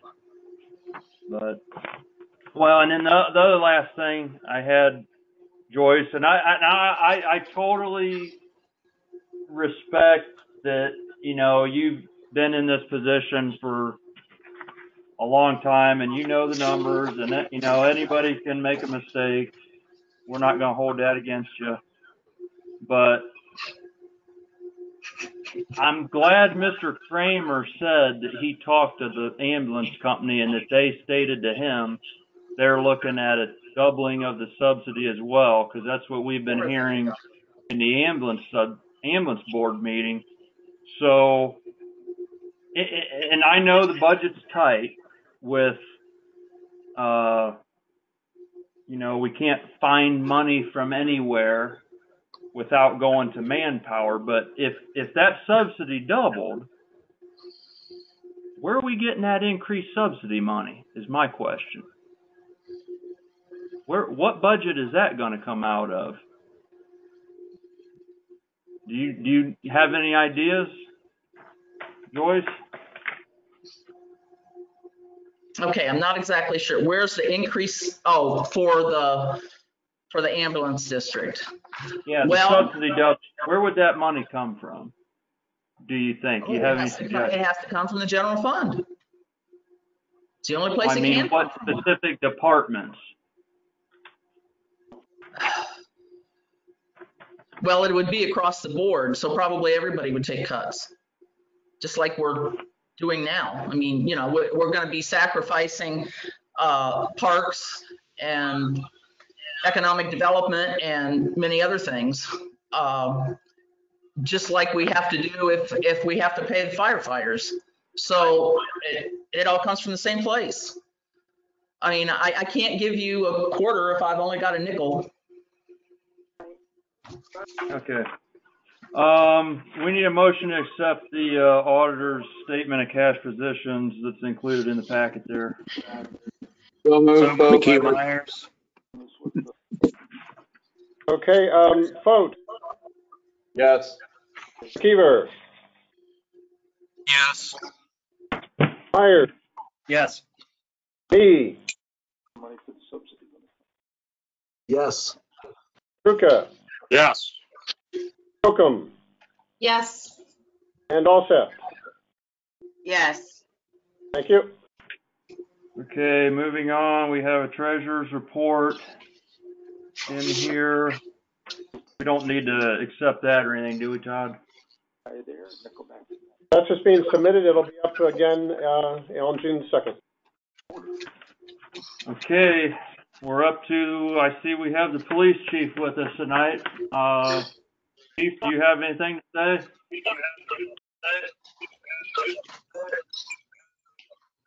Good evening, Mr. President. You got two microphones there that are hot, Chief. Okay. How do I sound now? You sound great.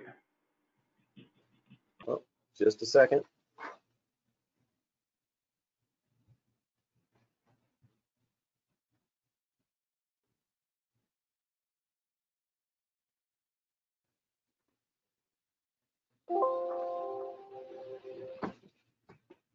Can you hear me now okay, Mr. President? Yep, we hear you good. Very good. Thank you for your patience. I should say, and good evening to council members. I'm very impressed with everyone's endurance. This is amazing. The night's flying by, right? Good evening, and I humbly come to you tonight to announce that I am retiring from the police department. Executive Officer Joe Greathouse is going to be the interim chief after I leave, and my final day with the city of Bucyrus is June 12th. I will retire with 31 years of service with the Bucyrus Police Department, and it has been an enjoyable and rewarding career to serve the citizens of Bucyrus, and I've had the honor of serving with great men and women over the years, past and present. I received an exciting offer from North Central State College to be a program coordinator and instructor for the criminal justice program. This teaching position is a fantastic opportunity to continue the calling to serve in criminal justice and to serve in a new role in helping students realize their potential and provide critical service to area communities. Serving as a peace officer and in criminal justice is a calling to help others, much like what you're doing serving the community. It's working with people, building relationships, keeping the peace, partnering to address problems in the community, and trying to work on solutions. North Central State College Police Academy has an excellent reputation for preparing area students for careers in law enforcement. As a matter of fact, many graduates are in positions with area sheriff's offices, police departments, and Bucyrus Police Department. And in fact, Executive Officer Captain Joe Greathouse is a graduate of North Central State College Police Academy. Others with the Bucyrus Police Department are from the North Central State Academy include Officer Bursby, Sam Caldwell, Lieutenant Tom Walker, Adam Kramer, and Dan Ruffner, amongst others. Too many to mention. I look forward to networking with chiefs and sheriffs in the region to encourage hiring North Central State College graduates and helping them identify future leaders in their departments that might consider continuing their education towards leadership by completing their associate degrees. I'm eager to transition to North Central State College to begin this new chapter in my career. It has been an honor serving Bucyrus. I'll have too many memories to mention. Been through a lot. I'll never forget Bruce being on a ride along with me. It seems like it was yesterday on a dark evening like this, wasn't it, Bruce?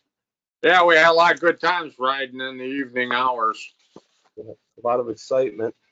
You never know what's going to happen, and it's just been such an honor to serve.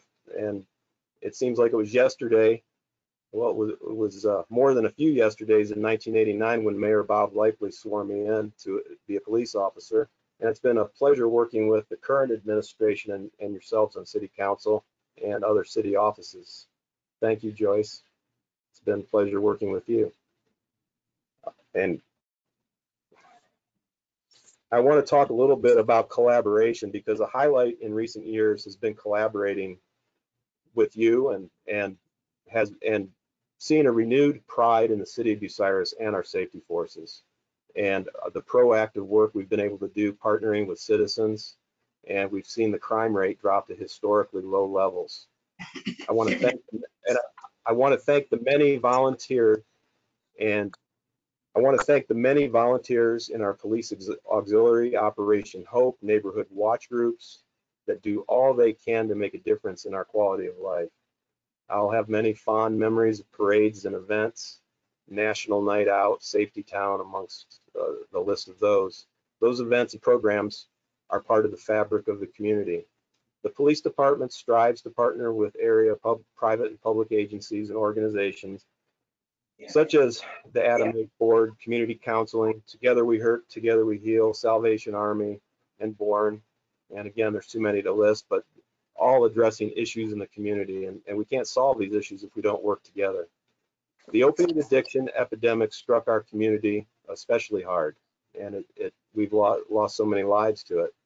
And even though there's challenges that remain, it's satisfying to see the progress and hear about it from community members, specifically community members that have overcome addiction and are now helping others. When Dr. Kramer said this, he said this. As a police chief, I'm aware of the continuing evolution of challenges that face peace officers in today's world, particularly during this period of the COVID-19 pandemic. And I don't envy any of your positions in what you're going to have to deal with recovering from this event. We've gone through, well, cities go through a lot. You can go back to 1929 and 30, the end of World War II, the early 60s, the late 60s. Seems like every decade we have a different emergency that comes up. And I just hope that we've learned something from those past events we might apply to the future. At any rate, my experience, I hope to be a valuable asset working with students at North Central State College. I hope I can help the students find rewarding careers and realize the opportunity to provide a great life for themselves and their families. As we look forward to the Bucyrus Bicentennial, I'll miss working alongside everybody, and especially the wonderful men and women here at the police department. They will continue to serve the citizens with distinction, and maybe my last act in office might have been tonight. It was really special having a birthday parade for a 7-year-old Bentley on South Spring Street. That was really, it's highlights like that we want to remember, not the tragedies. But at any rate, thank you all for all you're doing to serve the community, and I wish you much success in leading the city of Bucyrus into the future. Thank you. Chief, I want to be the first one to tell you that you will surely be missed in this town, and you went above and beyond for your service. Crime dropped significantly. It was noticed while you were chief, and if we were in a live council meeting right now, I would be shaking your hand and patting you on the back for a job well done. So I'm glad to see that you're continuing in some sort of looks like teaching now, that it will help others, because you surely did a lot for the police department and the city of Bucyrus and the residents and the citizens of this town while you were the chief. Does anybody else have any comments for the police chief? Mr. President. Go ahead, Mr. Myers. I think we all could take our turns going down the list of all of us here tonight. We probably all have a favorite Chief Kepke moment, and mine's a favorite Captain Kepke moment, but I promised him I would never tell that story publicly. So I'll save that for another day. But if there was ever a Mount Rushmore of people that have done well for this city, sir, you would be on it. And it's been an honor having you serve for us, and I wish you well in your retirement. Thank you very much. Maybe on a Bratwurst Stein. How about that? I would vote for that 10 times in a row. Anybody else have any comments for the chief? Chief, I gotta say my daughter's gonna be upset that Matt Damon's not in town anymore. My youngest thinks he looks like Matt Damon. Ever since that National Night Out, he'd come and play cornhole, and I think that's a pretty big compliment. I don't know. Wow. I can't say all that you've done, stuff that most people don't even know that you've done. I'm sure there's a million good deeds I haven't seen you do, but you go above and beyond. You we're going to miss you, but those kids are very lucky to have you. I think it's going to be a great transition, and you're going to make a huge difference in their lives also. Thanks, Candy. I'm Anybody else Chief. have- Yeah, this is Jim Mead. Congratulations. It's been an honor. It's a shame I didn't get to work with you a lot longer. Good luck in your future endeavors. Thank you, Sounds Jim. like you got something to do. Thank you. Yeah, be busy. Mr. President, Go ahead. ultimately, I'll never forget the first time I met Chief. I think I was all of maybe 7 years old. He was just coming onto the force. I believe he was still a rookie at that point in time. It's been great to get to know you over all these years, to grow up around you, to see you as a mentor in our community and the things that you've done for us and all that you do all the time. And we're losing a great person, but it's been great to have you and to be able to see what you've accomplished in your time as our chief and as an officer for our city. Thank you so much, and just I wish nothing but great things for you and your family. Thank you, Doug. It's been great working with you on Kiwanis too. You're doing a fantastic job with that. Fireworks, get them going. Since you mentioned fireworks, just so everybody knows, the city will have fireworks this year. They're on scheduled. Don't fret. We're going to have a show. Awesome. Chief Kepke, one of the gentlemen I work with is in the program over there. So I'm excited to go to work tomorrow and tell him who's going to be a teacher. That's fantastic. I'm excited for you. Thank you. Thank you very much for your service. We'll miss you, but to me, retirement means not working. But if this is what makes you happy, then congratulations. Thanks, Lisa. Anybody else? President, Okay, go ahead, Bruce. I'd just like to say thanks to Dave too. We had a lot of good times riding around in the police cruiser after dark, and so I guess it would be kind of a good experience for the rest of the city council people. I think Dave would probably agree that to take a ride and see what's going on out there in the neighborhoods after dark, you'd be amazed how much activity there is after midnight. I've been doing it since the quarantine because there's nothing else to do. Mr. President, it happens after midnight, Bruce. Yeah, Mr. McKeever. Yes, Mr. Kepke, Chief Kepke. I haven't got to ride around with you as much as the others. I did get to ride around with you during the National Night Out, and that's been very enjoyable. Everybody else has mentioned, and not much more I can say. All I can say is thank you for your service. We're going to miss you, and I'm, wish you the best of luck at your new endeavor, teaching at North Central, and I hope you have a good time at that. Thank you. Thank you very much. Okay, I think that was everybody. Mr. President, one other thing, I don't know if this is proper protocol for an online meeting, but if we were together in council chambers, I know one thing that would happen right now is that the chief would get a standing ovation from us. I know it doesn't do much, but I'd encourage the rest of my council members to stand up and clap your hands for Chief. Congratulations.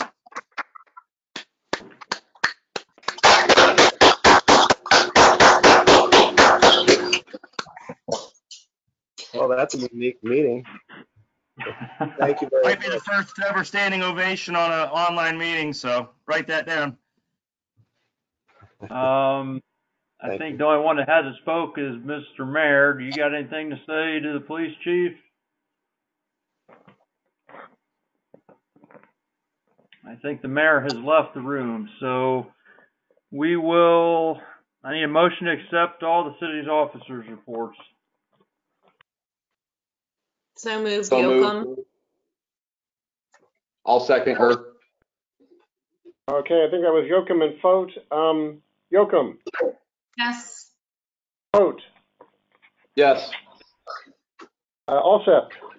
Yes. McKeever. Yes. Myers. Yes. Me. Yes. And Truca. Yes.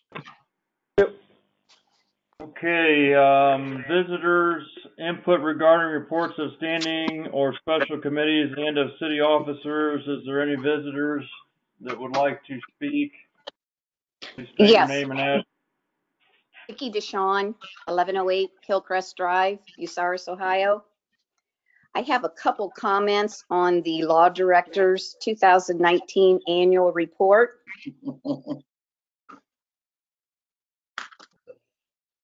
Okay, Vicki, go ahead. Actually, let's make sure the Law Director's still here.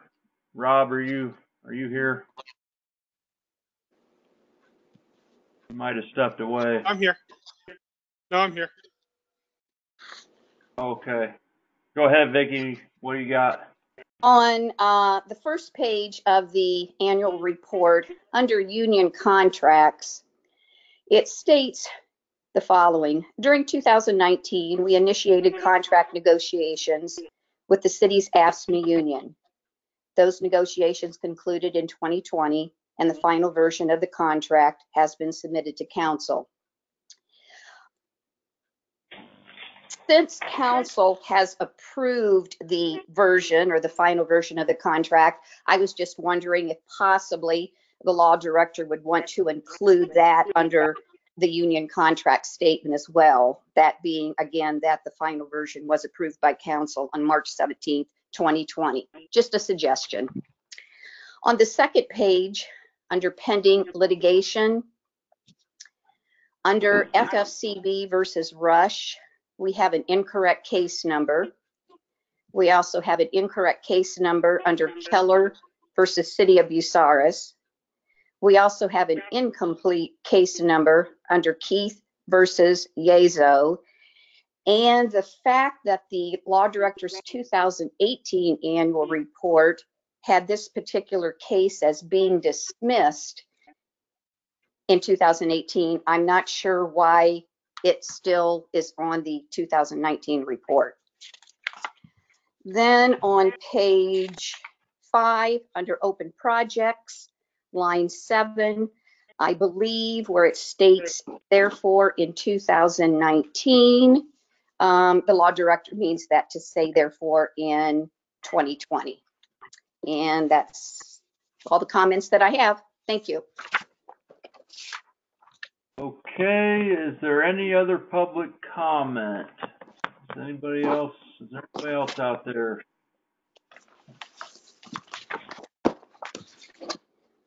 I do not hear any, do not see any comments in the typed comments, so we will continue on to consideration of proposed, what, does anybody need a recess? Does anybody want to do a recess? I'm not seeing any yeses, so let's continue on to proposed legislation for the first time. We have 3 pieces of legislation, 1 ordinance and 2 resolutions. Ordinance number 16/2020, which was requested earlier this evening, an ordinance providing for the issuance and sale of $200,000 of notes in anticipation of the issuance of bonds to provide funds to pay costs of improving the city's Aumiller Park by renovating, equipping, and otherwise improving the swimming pool in a storage facility, resurfacing and otherwise improving tennis courts, constructing, equipping, and otherwise improving a new pickleball court, and providing supporting lighting, site access, and bridge improvements, in each case together with the necessary appurtenances and work incidental thereto, and declaring an emergency. That is referred to the Finance Committee. Resolution number 220/2020, authorizing and directing the Mayor and the Public Service Safety Director in behalf of the City of Bucyrus, Ohio, to enter into a contract with McKeever and Associates, 1810 East Mansfield Street, Bucyrus, Ohio, 44820, for provision of professional routine engineering services retroactively beginning May 4, 2020, said contract renewable on an annual basis, further authorizing and directing the city auditor to issue a warrant or warrants in payment therefor from the appropriate appropriation or appropriations, and declaring an emergency. That is referred to the Finance Committee. And resolution number 221/2020, authorizing and directing the Public Service Safety Director of the City of Bucyrus, Ohio, to ban all vehicular traffic, including bicycles and skateboards, except authorized emergency personnel for the 2020 Bucyrus Bratwurst Festival, according to the schedule set forth herein. Further authorizing and directing the Chief of police to make necessary arrangements for the rerouting of traffic on federal, state, and local highways and roadways. And that is referred to the, that should be referred to the Health and Safety Committee. It's right on the ordinance. It goes to Health and Safety. Okay, need a motion to accept those as a first reading? Mr. President, excuse Yes. me. Yeah. There's a fiscal officer certificate that should have been read prior to the reading of the note order. Fiscal officer. I don't know what you're talking about here.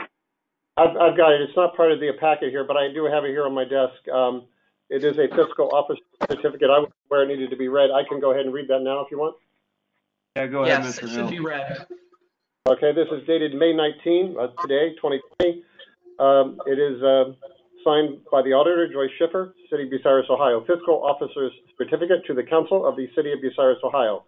As Fiscal Officer of the City of Bucyrus, Ohio, I certify in connection with your proposed issue of notes, the notes, in the aggregate principal amount of $200,000 to be issued in anticipation of the issuance of bonds, the bonds, to provide funds to pay costs of improving the city's Aumiller Park by renovating, equipping, and otherwise improving the swimming pool and the storage facility, resurfacing and otherwise improving tennis courts, constructing, equipping, and otherwise improving a new pickleball court, and providing supporting lighting, site access, and bridge improvements in each case, together with the necessary appurtenances and hard work and work incidental thereto, the improvements that, 1, the estimated life or period of usefulness of each class of the improvements is at least 5 years, and 2, the estimated maximum security of the bonds calculated in accordance with sections 133.20 of the revised code is at least 10 years, since each class of the improvements has, by statute or my estimate, an estimated life or period of usefulness of not less than 10 years, or otherwise, if and to the extent a portion of the proceeds of the bonds may be determined to be allocated to a class or classes having an estimated life or period of usefulness of less than 10 years, but at least 5 years, then the maximum maturity of the bonds would still be at least 10 years by reason of a sufficient portion of the proceeds of the bonds being allocated to a class or classes having an estimated life or period of usefulness in excess of 10 years, including those classes having an estimated life or period of usefulness of 30 years. If notes in anticipation of the bonds are outstanding later than the last day of December of the 5th year following the year of issuance of the original issue of notes, the period in excess of those 5 years must be deducted from the maximum maturity of the bonds. And 3, the maximum maturity of the notes is June 19, 2033. Joyce M. Schiffer, Auditor, City of Bucyrus, Ohio. And before we move on the Bratwurst Festival Festival legislation, it does say Health and Safety as the committee on the legislation. It was Public Lands and Buildings that did ask for the legislation, so I think we need to refer that as the agenda has it. The agenda is correct. It does go back to Public Lands and Buildings. My question for the Law Director is, do we need a motion to amend the resolution to change the committee at the top of the resolution from Health and Safety to Public Lands and Buildings? Yes. Okay. Hey, we need somebody to take a motion. Okay, go ahead, Kevin. Before that motion, I have one other question that I heard, and since Chief Kepke's still here, that I'm going to pose this one to you.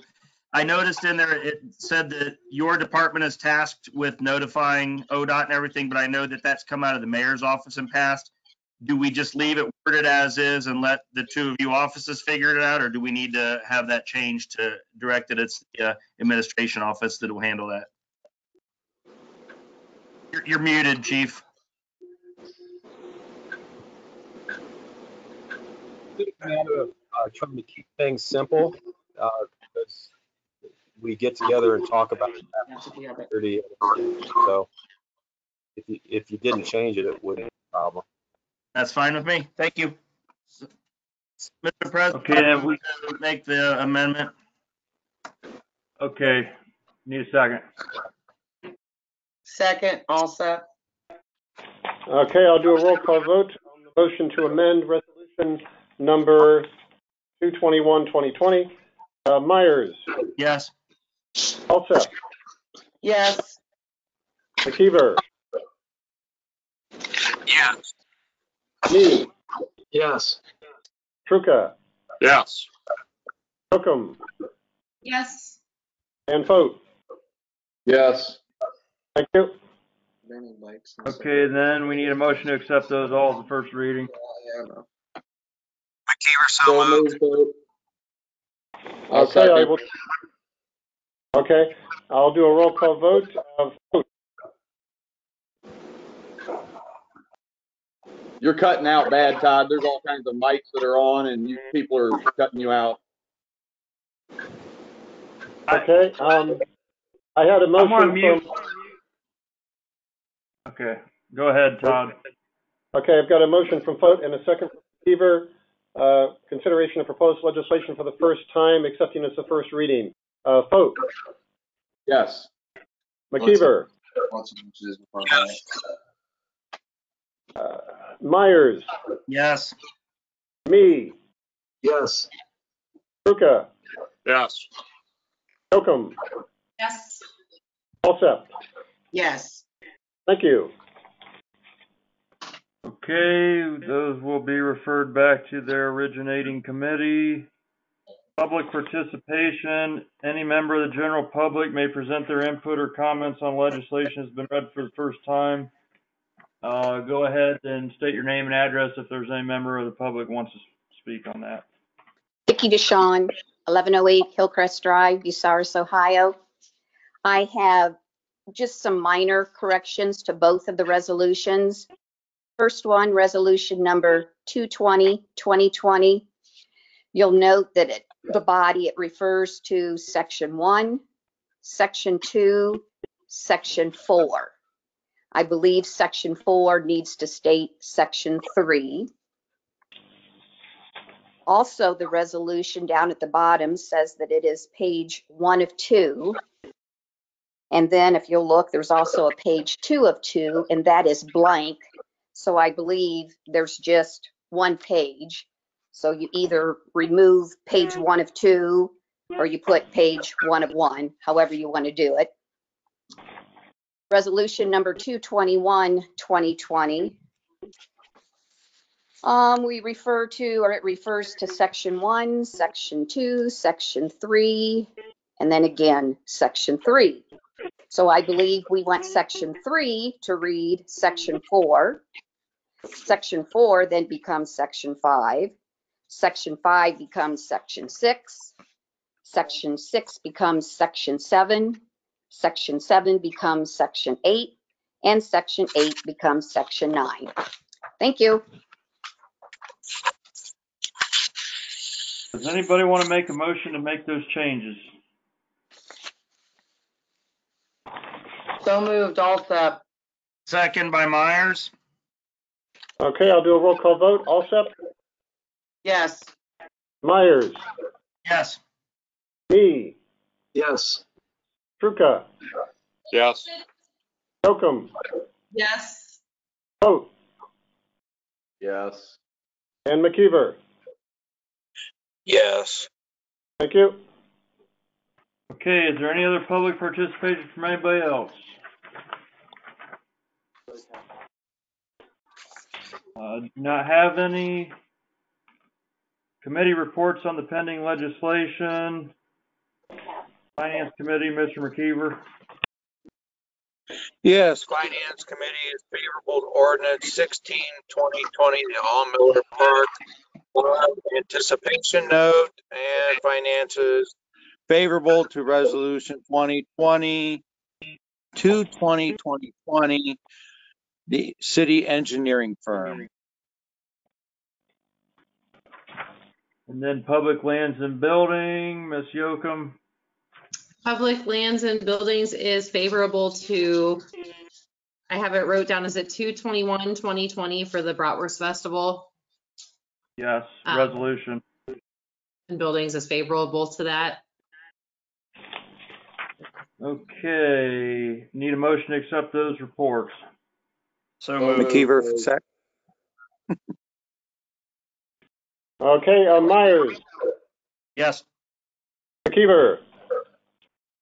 Yes. Me. Yes. Truca. Yes. Yocum. Yes. Foat. Yes. And Alsep. Yes. Thank you. Okay, this legislation on the third time here, I did have a council member approach me and they wanted to make a motion possibly to table the 13-2020 and 14-2020 until the next meeting. If somebody So wanted to moved, make that Alsep. motion. So moved, Alsep. Any second? Second, me. Okay, I'll do a roll call. I'll go ahead and do a roll call vote to table for this meeting the consideration of ordinances number 13-2020 and 14-2020. Alsep. Yes. Me. Yes. Ruka. Yes. Jokum. Yes. Vote. No. McKeever. No. Myers. Yes. Okay, that's 5-2, so that passes. That'll be tabled till the next regular meeting. Further consideration of pending legislation. Let's see here. For the second and third reading of proposed ordinance number 16-2020, do I hear a motion to suspend the rules, waive the reading of the caption and text, and declare it an emergency? So moved, Myers. Second, McKeever. Okay, Myers. Yes. McKeever. Yes. Me. Yes. Ruka. Yes. Jokum. Yes. Vote. Sorry. Yes. Alsep. Yes. Ordinance number 16-2020. Do I hear a motion to adopt proposed ordinance number 16-2020? So moved. Myers. Second, Alsep. Okay, Myers. Yes. Alsep. Yes. McKeever. Layla. Yes. Me. Yes. Ruka. Yes. Jokum. Yes. And Vote. Yes. Thank you. Ordinance number 16-2020 is duly adopted. The city engineering firm for the second and third reading of proposed resolution number 220-2020. Do I hear a motion to suspend the rules, waive the reading of the caption and text, and declare it an emergency? McKeever first. Myers, second. Okay, McKeever. Yes. Myers. Yes. Me. Yes. Ruka. Yes. Jokum. Yes. Vote. Yes. Alsep. Yes.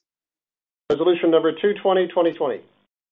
Do I hear a motion to adopt proposed resolution 220-2020? So moved, McKeever. Second vote. Okay, McKeever. Yes. Vote. Yes. Alsep. Yes. Myers. Yes. Me.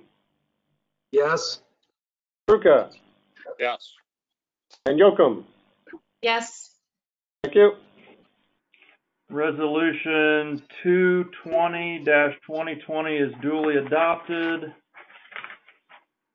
The Bratwurst Festival was not requested as an emergency.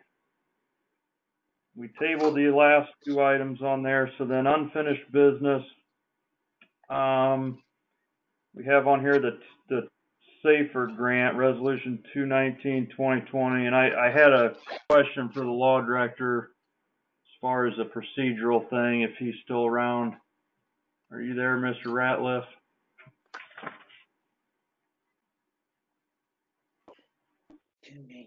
Yes. Hey, so because of the Ohio Revised Code, we cannot vote to override that tonight, correct? Yeah, that's correct. The ORC requires, and it seems nonsensical when you read it, but it does require 10 days after the mayor issues his notice of veto. Okay. Could we vote to amend the date of that tonight that's on the resolution as far as the grant deadline?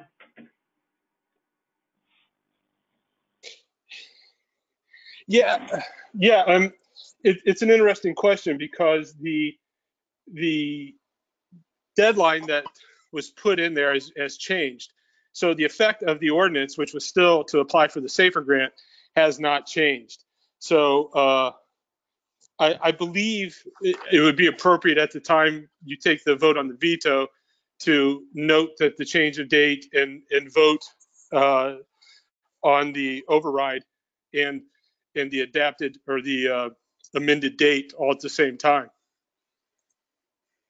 And quite frankly, between now and then, with everything that's been going on, that date may get extended again. So, so that the 10 days would put us at the 25th, which is Memorial Day, and I doubt anybody would want to have a meeting on that day.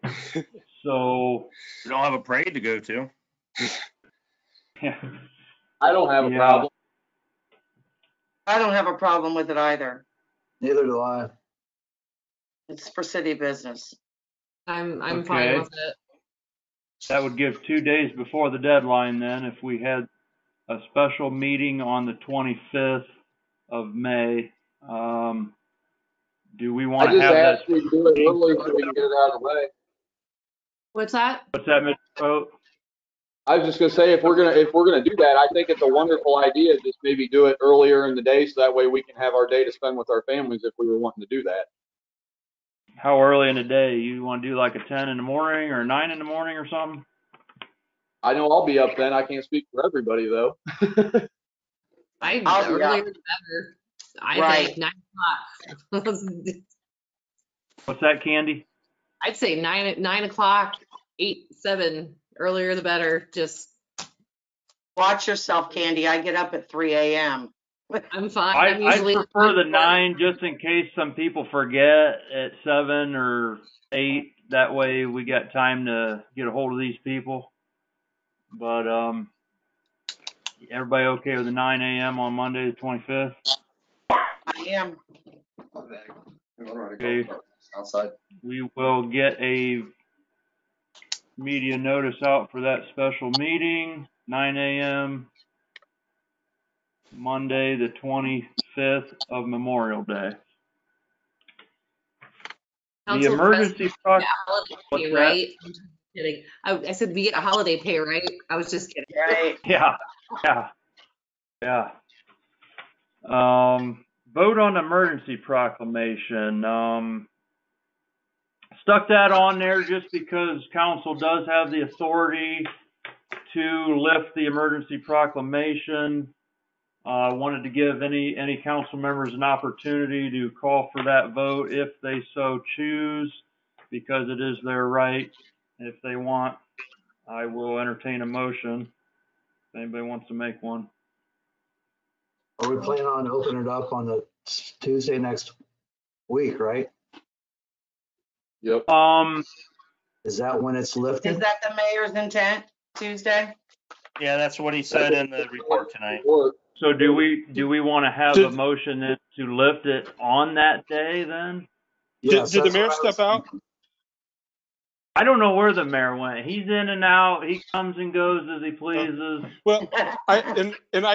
I don't know all the details. Oh, there he is. When he goes out, he gets a glass of water, or he goes to the bathroom. So I mean, Thank you for not taking your camera with you to that. Next time I'll raise my hand and ask permission to leave the room. So I would just advise against lifting the emergency, because if there are funds coming down the pike for the COVID effects of the COVID virus, we need an emergency proclamation in place at the time that we're doing those expenses.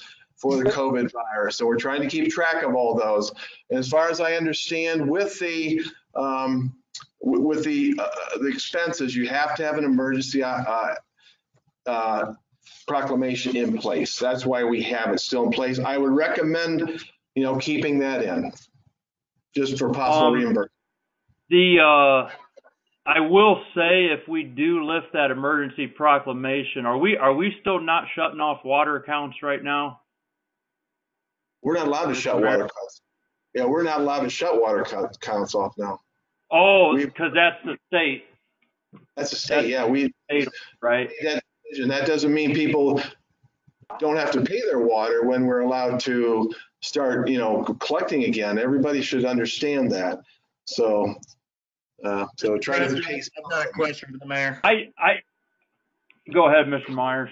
Mr. Mayor, what you're saying is if we don't lift it and the emergency proclamation stays in place, but you're still going to open City Hall, what else is there other than just the proclamation being in place? So are there any other things any services that are changed or anything, or is it just simply at that point become a piece of paper that's there should it need be? Yes, that's correct. That's correct. Your analysis is correct. I don't see an issue with that. I don't either. City Hall open as soon as possible. Me too. We gotta get them people that are dying to pay their income taxes in there. So, okay, sounds like nobody wants to vote on that. Yeah. You're under unfinished business right now, correct? Yes. I just wanted to, before I forget with all this talking going on, it's already in committee, I believe, but I wanted to refer the vacant building ordinance. You said it is already in committee? It should be. We've talked about it many a times and it's just never made it out of committee. So it should be in committee to be talked about. And it needs to be brought back up and discussed again. And we need to do something. Oh, I'd love to have that discussion when we have an in-person council meeting up at City Hall. Sounds like I just want to get it down. We need to start this. Okay, well, that's already in committee. We don't need to have a vote on it. Unfinished business, I will say, I did include in the packet an updated cost on the EMS costs that do now reflect the SAFER grant going to 100%.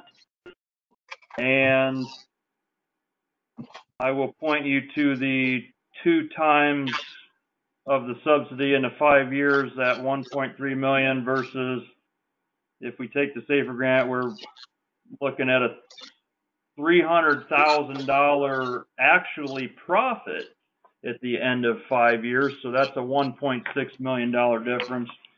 You can take it for what it's worth. But new and miscellaneous business, Memorial Day, city offices are closed. Tuesday, there's a Board of Zoning Appeals meeting in the council chambers at 4 p.m. Will we be open by then, City Hall? Tuesday. That's the date he said he was. So we will not be having any more virtual meetings then. Because once we stop having virtual meetings, we can't go back to having them.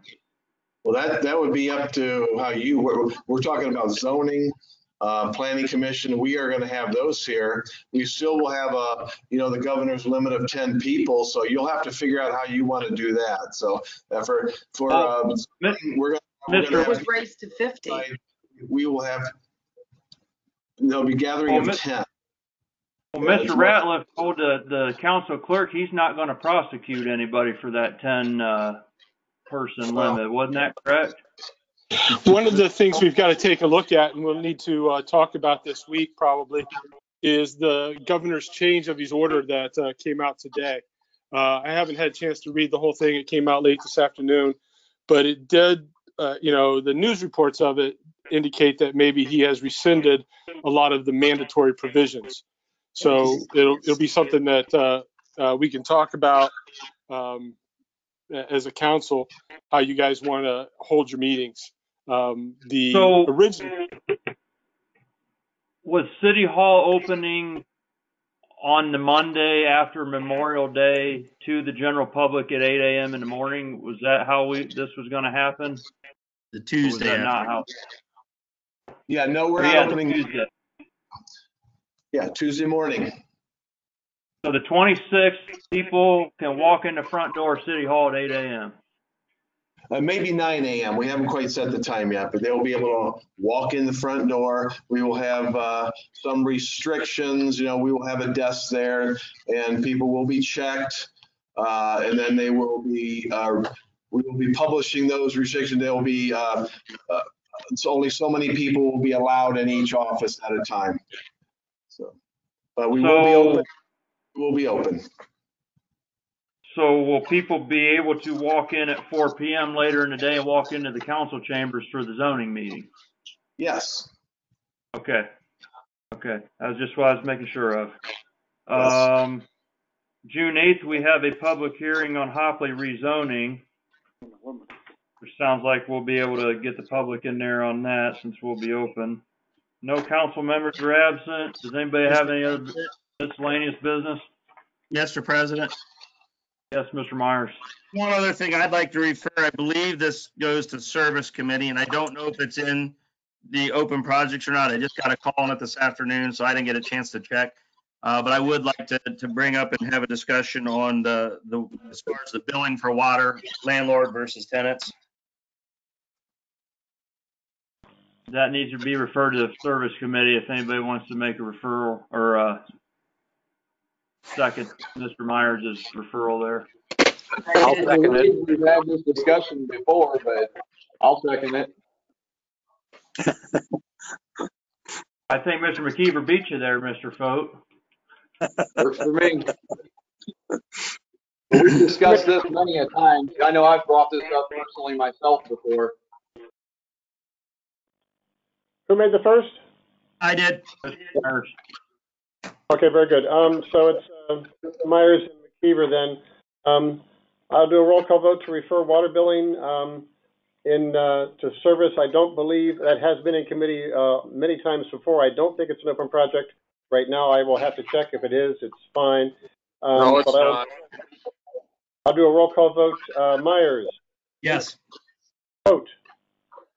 Yes. Alsept. Yes. McKeever. Yes. Me. Yes. Luca. Yes. And Yoakum. Yes. Thank you. Okay. Joint regular meeting this coming Thursday, 6 p.m. It's still going to be virtual. What all do we have on that open project list, Mr. Hill? Well, we have a lot of things on the open projects list. On the referrals from tonight, we have 3 new ones, appropriations from the auditor to finance. We have the city's floodplain ordinance from the law director to plating. We have the water billing from council to service, already in committee, and on the agenda for Thursday is the draft ordinance on the council rules on chapters 111 and 113 of the BCO. That is in the ad hoc committee on council rules. To Mr. Fote's earlier, the VBO, the vacant building ordinance, is a perennial open project in I think at least one committee. I think health and safety, I believe it is. It's a regular meeting on Thursday. Any number of open projects can be brought up in the course of that meeting. If you have anything else you want to add, let me know. Well, just for clarification, that special meeting on Monday is still going to be virtual. Right. So, And at 9 a.m., right? Yep, 9 a.m. Okay. I need a motion, unless anybody else got anything, I need a motion to adjourn.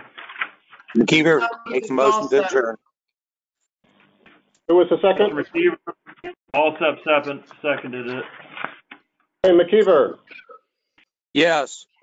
Alsept. Yes. Myers. Yes. Me. Yes. Luca. Yes. Yoakum. Yes. Vote. Yes. Thank you. We will adjourn the meeting at 9:14 p.m.